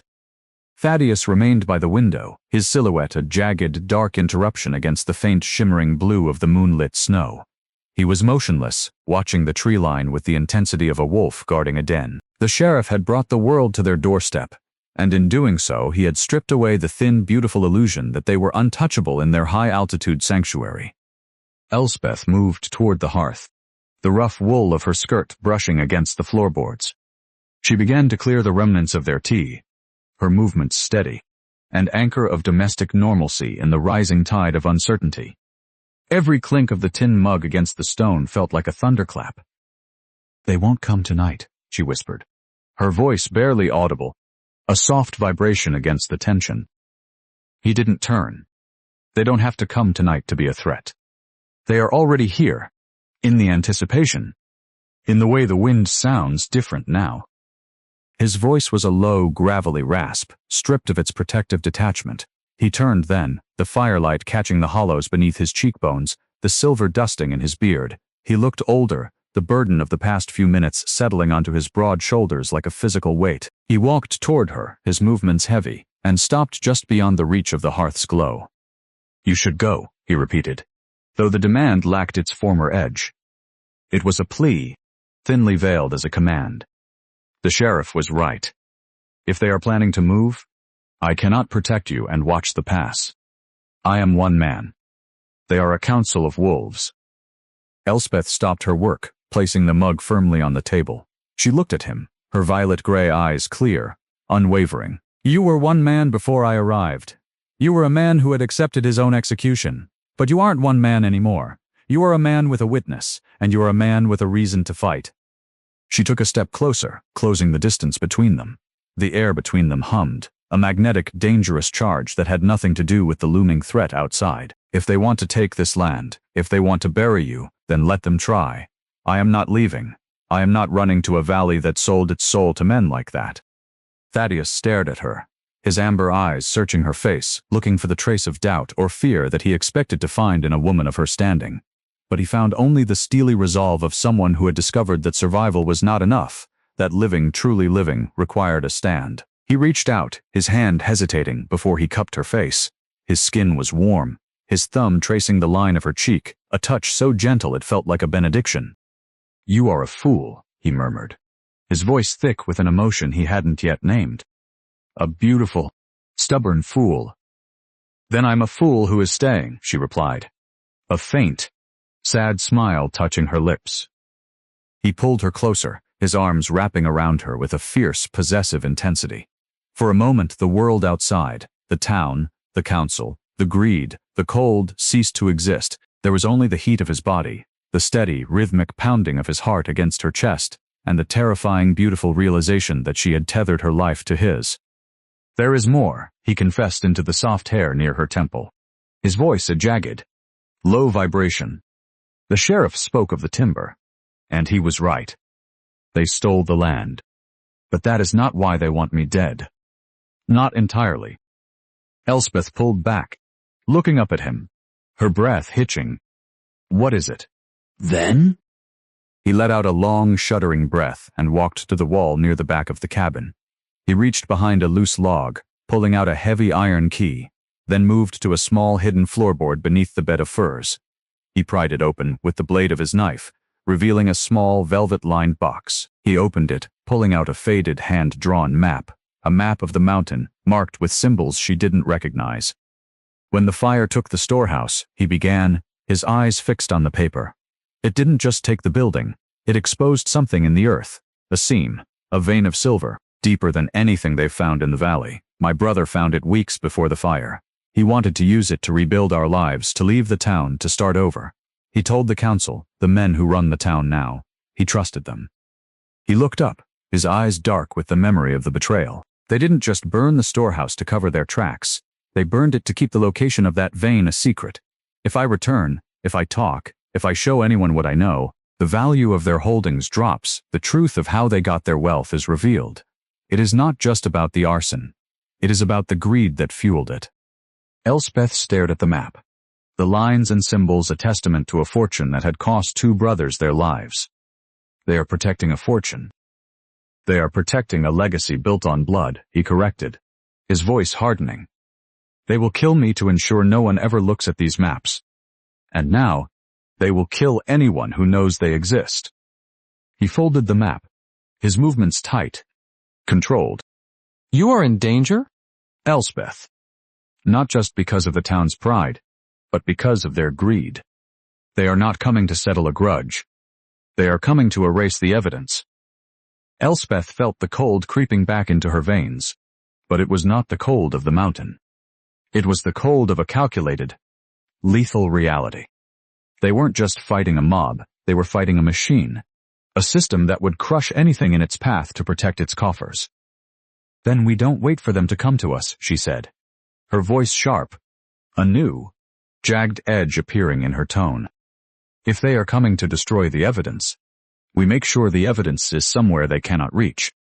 Somewhere it can be seen." Thaddeus looked at her, a glimmer of shock in his amber eyes. He hadn't expected the thought to come from her, the woman who had arrived at his door, shivering, dying, and broken. He saw the shift in her, the way she was no longer just the widow, no longer just the fragile guest. She was a partner, a strategist, a force of nature. "They have eyes in the valley," he warned.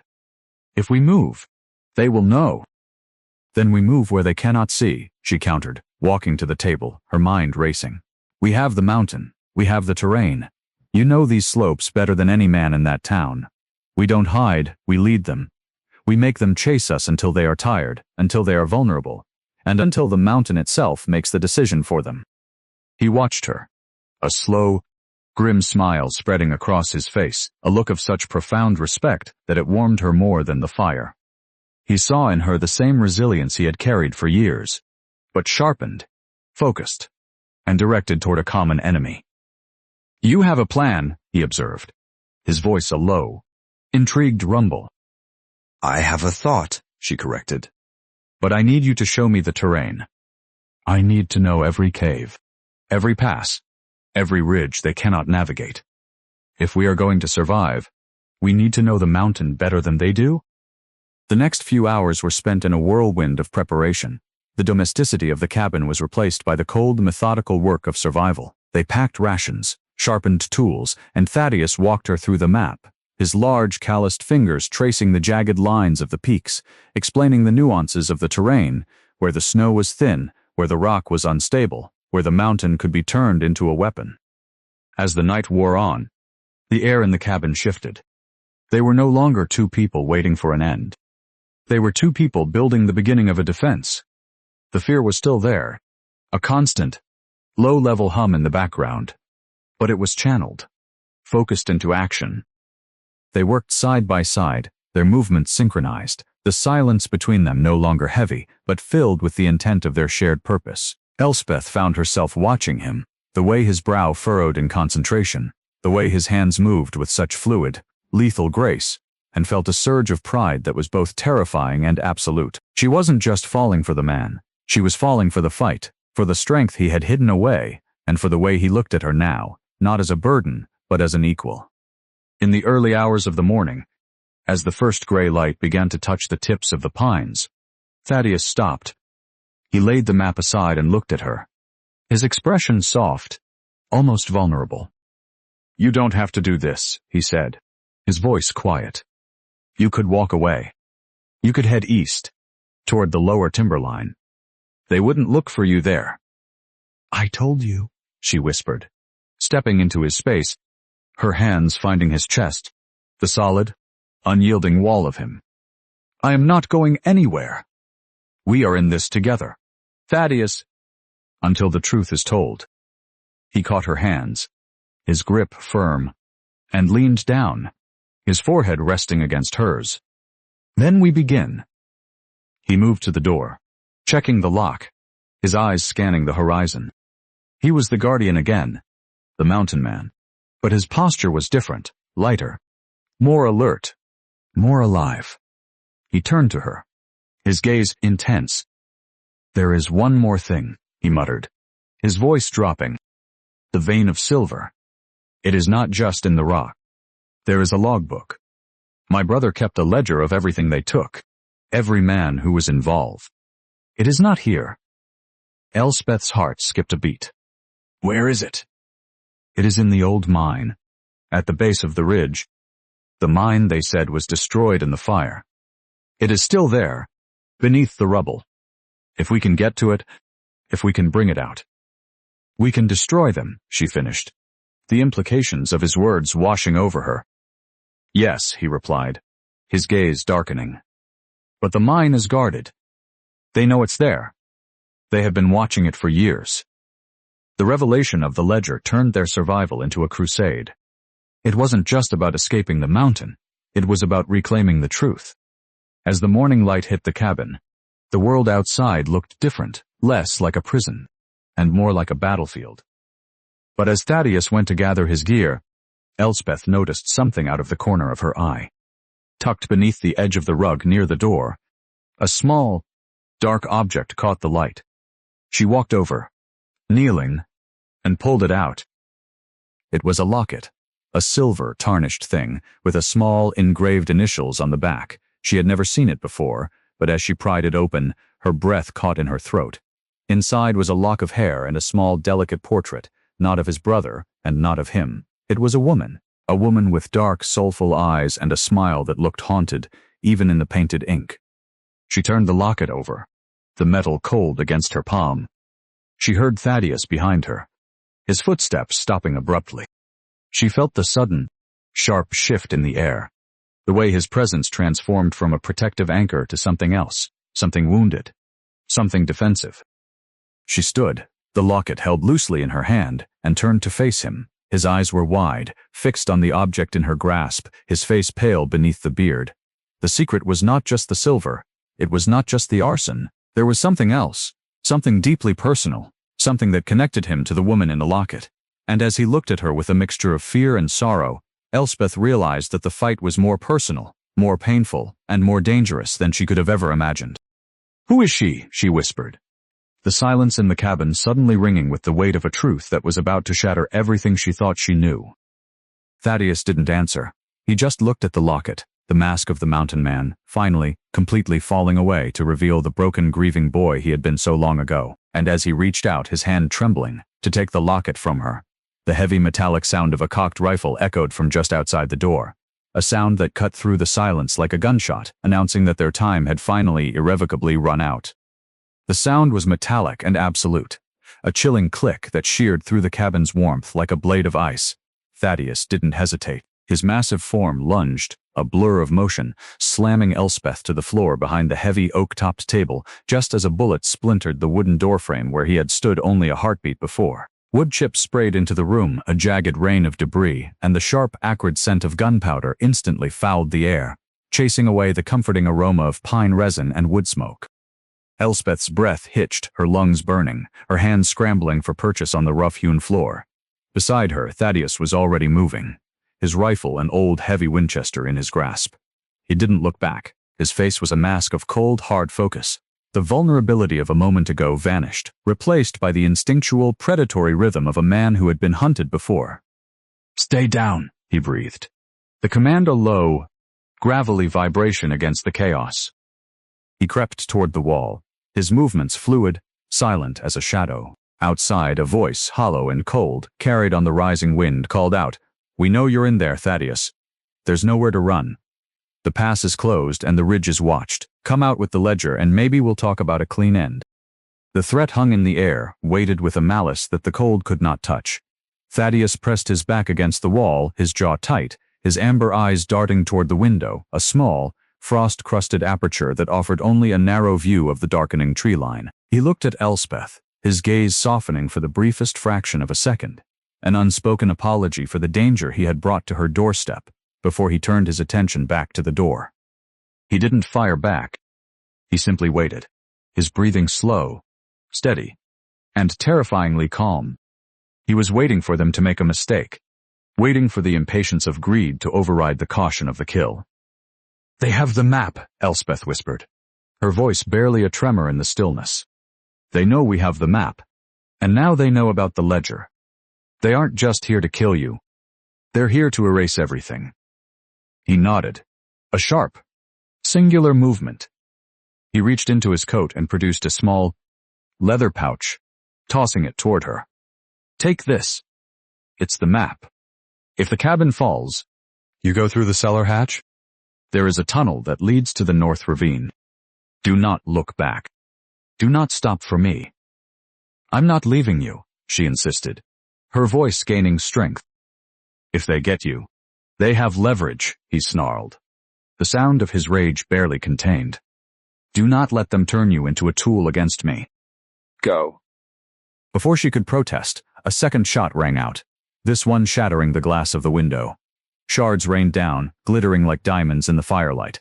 Thaddeus returned fire, a single booming crack that shook the cabin, followed by a startled shout from the darkness outside. He had drawn blood, or perhaps just fear. But the momentary silence that followed was their only opening. He reached out, grabbing her hand, his palm rough and searing against her skin. He hauled her toward the back of the cabin, toward the small trapdoor hidden beneath the furs. He tore the rugs aside, revealing the dark, yawning mouth of the cellar. The air that rose from it was dank, smelling of earth and ancient stone. "Go," he urged, his voice frantic, a desperate edge to his command. Elspeth hesitated, her eyes locked with his. She saw the fear there, not fear for his own life but a primal, consuming terror for hers. She realized then that the locket she had found, the woman in the faded portrait, was the ghost that had kept him prisoner for all these years, and he was terrified that she too would become a casualty of his past. "I will be waiting for you," she promised, her voice firm. "Do not be long." She dropped into the darkness, the cold earth pressing against her boots.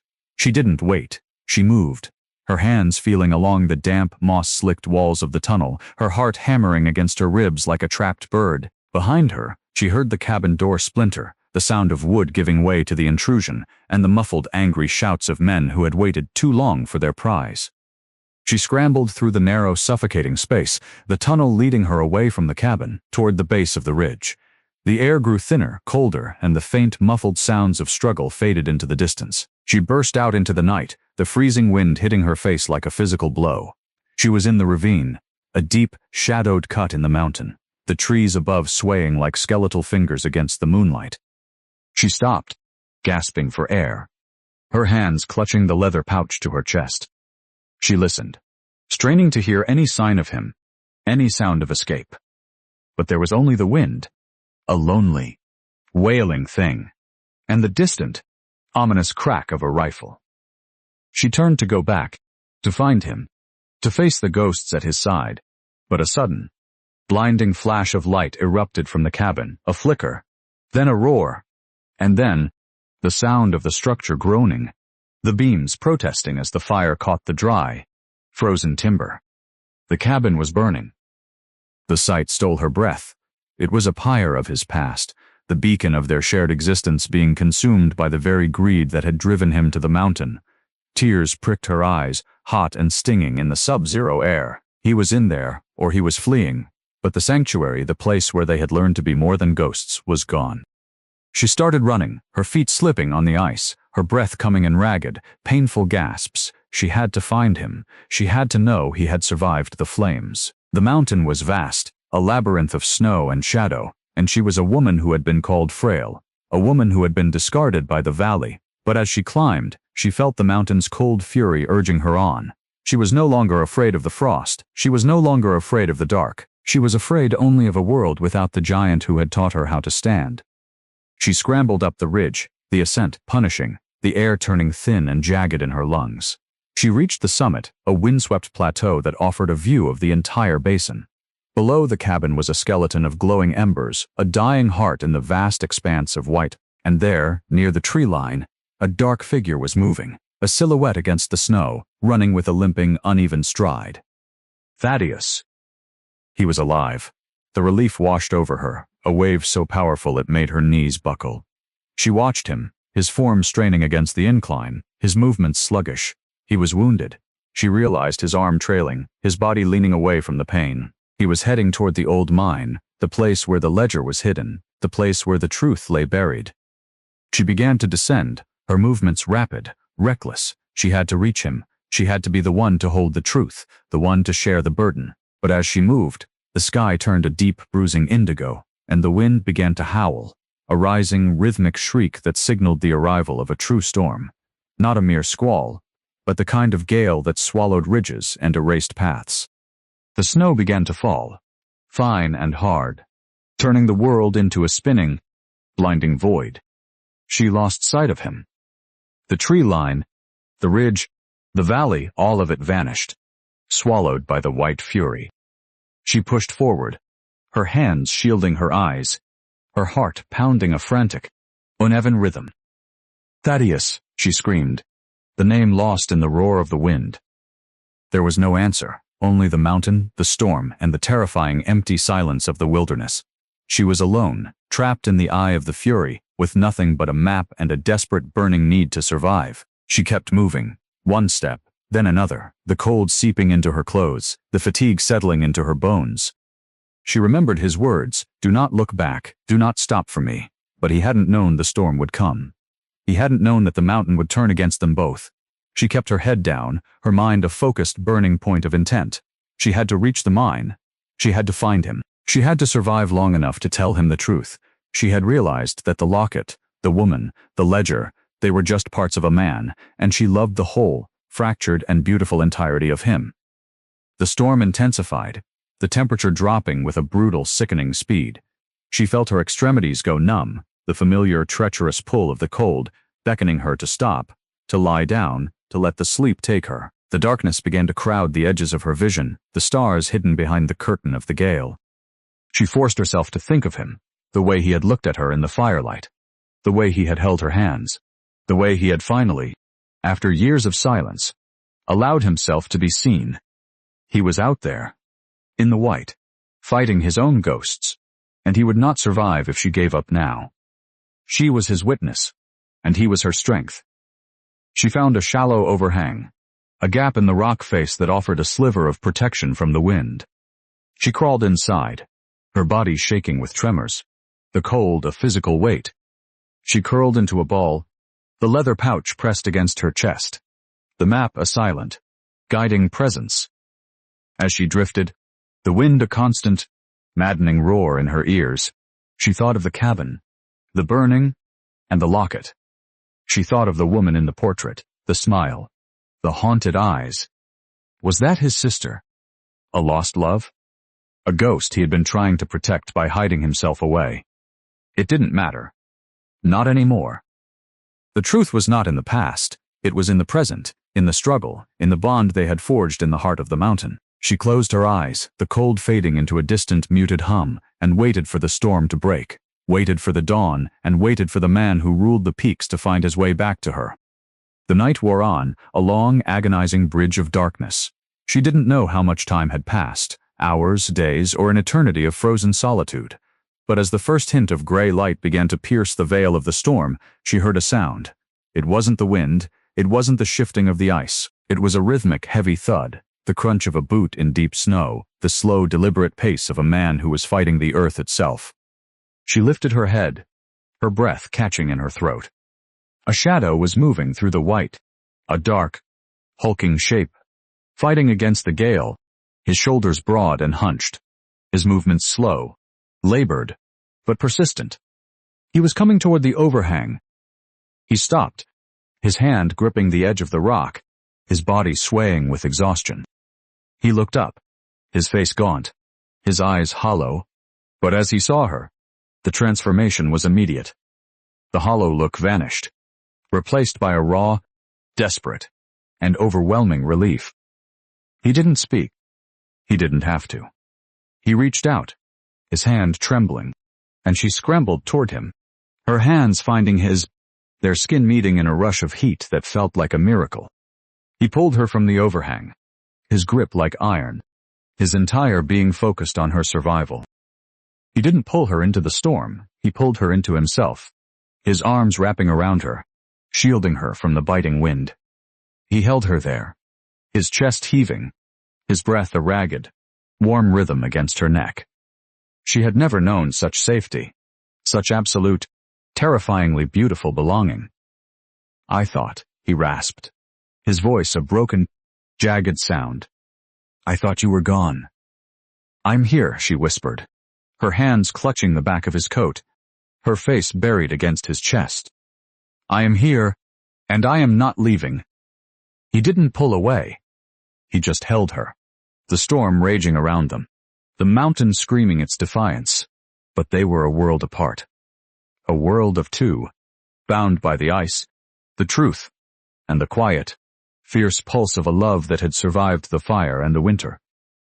But as the wind died down, leaving a silence that was even more profound, she looked up, past his shoulder, toward the mine entrance nestled in the cliffs above. A light was flickering there. Not a campfire, not a natural glow. It was a lantern, and it was moving. They were not alone. The council had found the mine, and they were waiting for them to arrive. The truth was not just buried, it was guarded. And the final confrontation, the moment that would define the rest of their lives, was waiting for them, shrouded in the cold, unyielding silence of the peak. He saw it, too. His body tightened, his hand sliding to the hilt of his knife, his posture shifting from relief to a cold, calculated readiness. He looked at her, his amber eyes burning with a dark, dangerous promise. "They're waiting," he murmured, his voice as cold as the snow. "Then we give them what they're looking for," she said, her voice steady, her fear burned away by the heat of the fight. He didn't hesitate.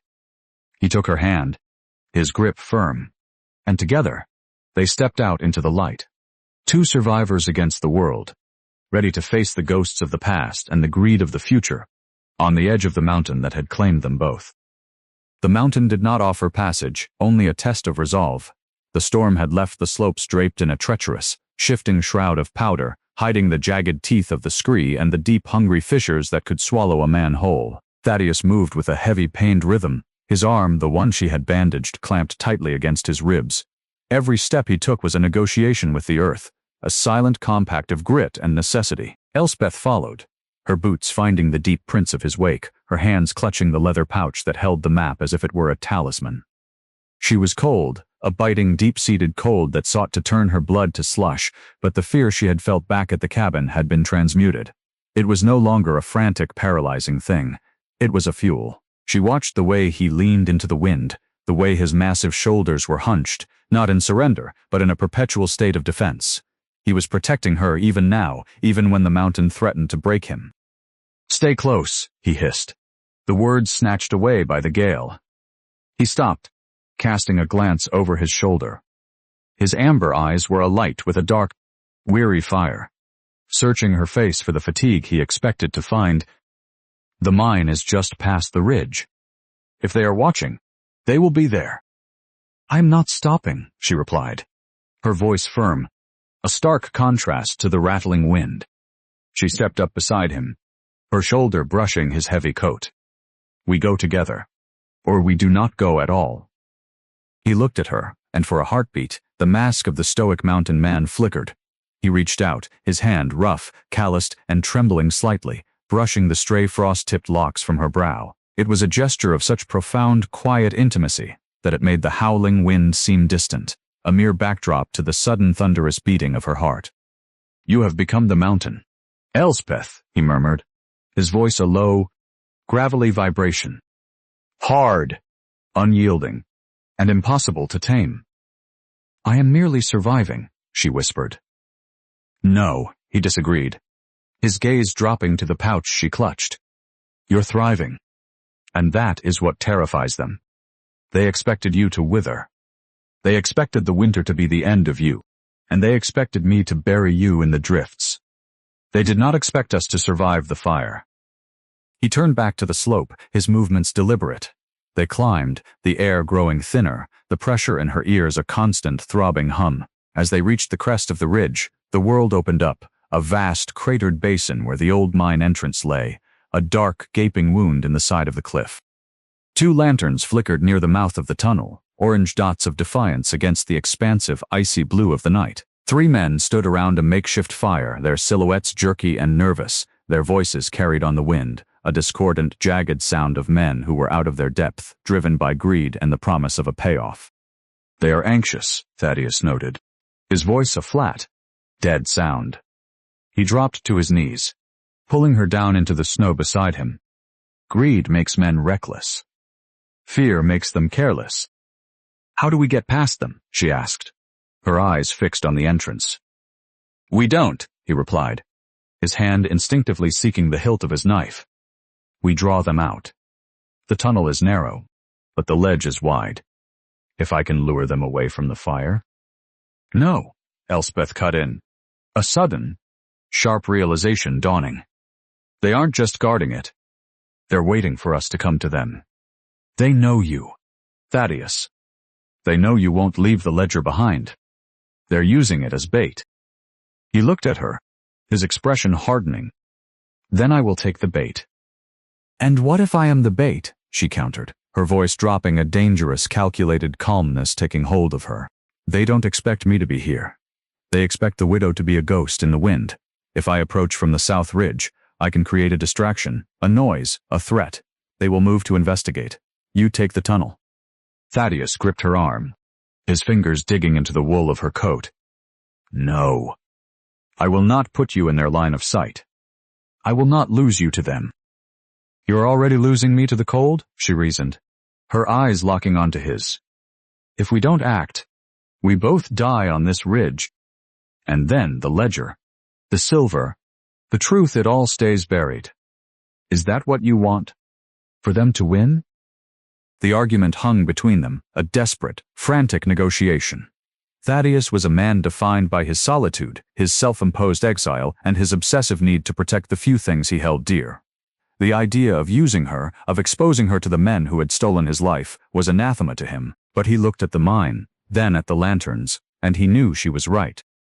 If you go, he said, his voice straining, you do not engage. You draw them, then you run. You do not stop until you reach the lower timberline. Do you hear me?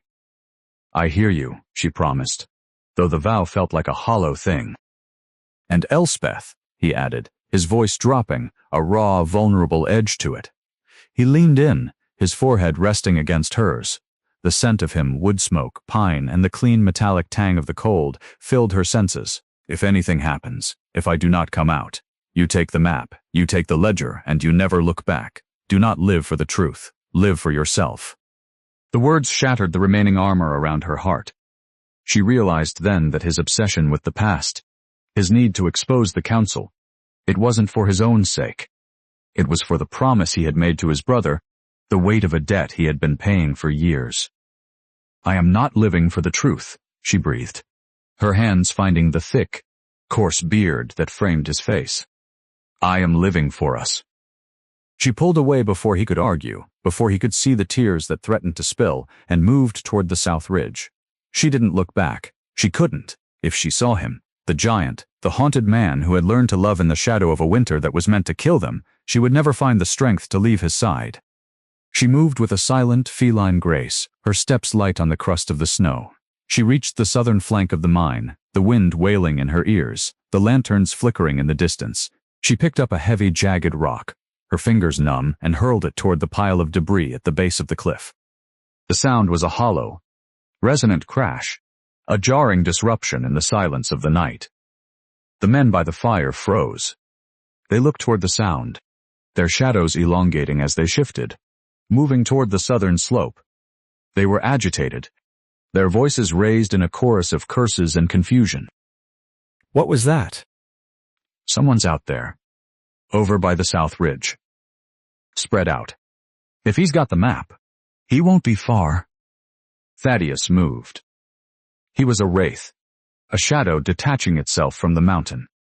He surged forward, his boots silent, his movements fluid. He reached the tunnel entrance before the men had even crossed the halfway point of the ledge. He slipped inside, a ghost entering a tomb, and vanished into the dark. Elspeth watched from the shadows, her breath trapped in her throat. She had done it. She had drawn them out. But the men were not turning back. They were moving toward her, their lanterns swinging in the dark, the light cutting through the swirling snow like yellow eyes. They were coming for her. She backed away, her heart hammering against her ribs, but the ground beneath her feet was treacherous. A patch of ice, thin and deceptive, gave way. She stumbled, her arms flailing, and slid down the embankment, the world spinning in a blur of white and gray. She landed hard, the impact knocking the wind from her lungs. She gasped, the cold earth rushing up to meet her, the world fading at the edges. She lay there, the silence of the mountain reclaiming the night, the lanterns moving closer, their voices growing louder, more frantic, more lethal. She tried to move, I don't want the valley, she murmured, the decision blossoming in her chest with the clarity of spring water. I don't want the land, or the deed, or the life that was carved out for me before I had a voice to refuse it. Thaddeus turned to her, his expression a testament to the journey they had endured.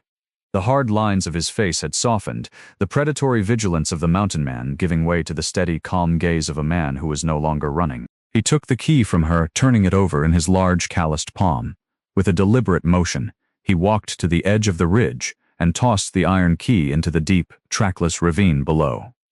It vanished without a sound, swallowed by the mountain that had kept them safe. Then we have nothing but the mountain, he said, his voice a low, gravelly melody, and the work of our own hands.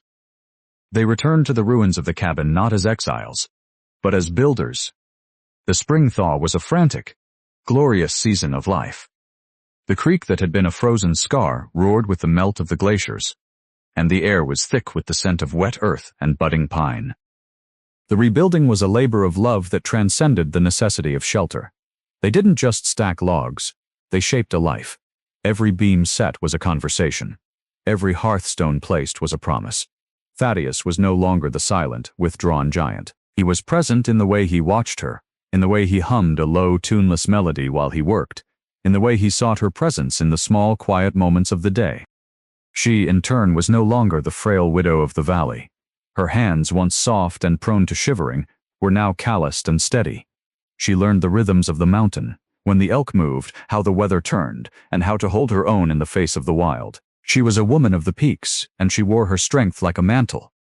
One evening, as the sun dipped behind the western ridge, painting the sky in violent shades of violet and gold, they sat on the porch of the new cabin, a smaller, sturdier structure built from the scorched timber of the old, a phoenix rising from the ash. The air was cool, smelling of damp moss and the first wildflowers of the season. Thaddeus sat on the step, his head resting against the wall, his eyes closed. He looked at peace, a deep, resonant stillness that spoke of a soul finally settled. Elspeth sat beside him, her shoulder brushing his, the warmth of him a constant, reassuring presence. You are happy, he whispered, not as a question, but as a realization. I am, she replied, her voice soft. I'm finally, truly happy. I have no debts, no ghosts, and no one to answer to but the sky. He opened his eyes, the amber of them catching the dying light. He looked at her, and for the first time he didn't hide the depth of his devotion. The barrier was entirely gone. He reached out, his hand cupping her face, his thumb tracing the line of her lips. It was a gesture of such profound, agonizing tenderness that it stole the breath from her lungs. I thought I would be alone until the end, he murmured, his voice a jagged, low vibration. I thought the mountain was a place where I would simply fade away. But then you came. You came with the snow, and you stayed through the storm, and you burned brighter than any fire I had ever tended. You saved me, she whispered. No, he corrected, his gaze intensifying. You saved me. You gave me a reason to wake up, a reason to work, and a reason to forgive myself. You are my spring, Elspeth. You are the thaw. He leaned in, his lips meeting hers, a kiss that was not a beginning and not an end, but a continuation.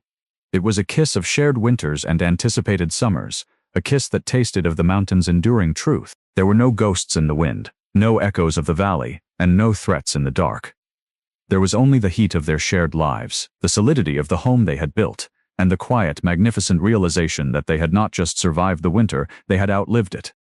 The journey had not been easy. They had walked through the fire, they had climbed the ridges of their own despair, and they had stood against the greed of the world, but in the end, they were left with the only thing that mattered.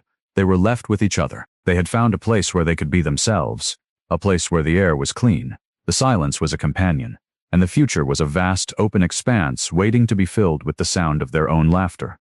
The mountain, once a place of exile, had become their kingdom, a kingdom of two, defined by the endurance of their love and the strength of their shared resolve. And as the stars began to pin themselves to the velvet canopy of the night, shining down with a clarity that seemed to mock the petty grievances of the world below, they sat on the porch, a man and a woman who had been nothing, and who had become, in the quiet, brutal honesty of the wilderness. Everything. The spring thaw is a quiet miracle. It doesn't happen all at once. It is a slow, steady erosion of the frost, a gentle yielding of the earth to the persistent warmth of the sun.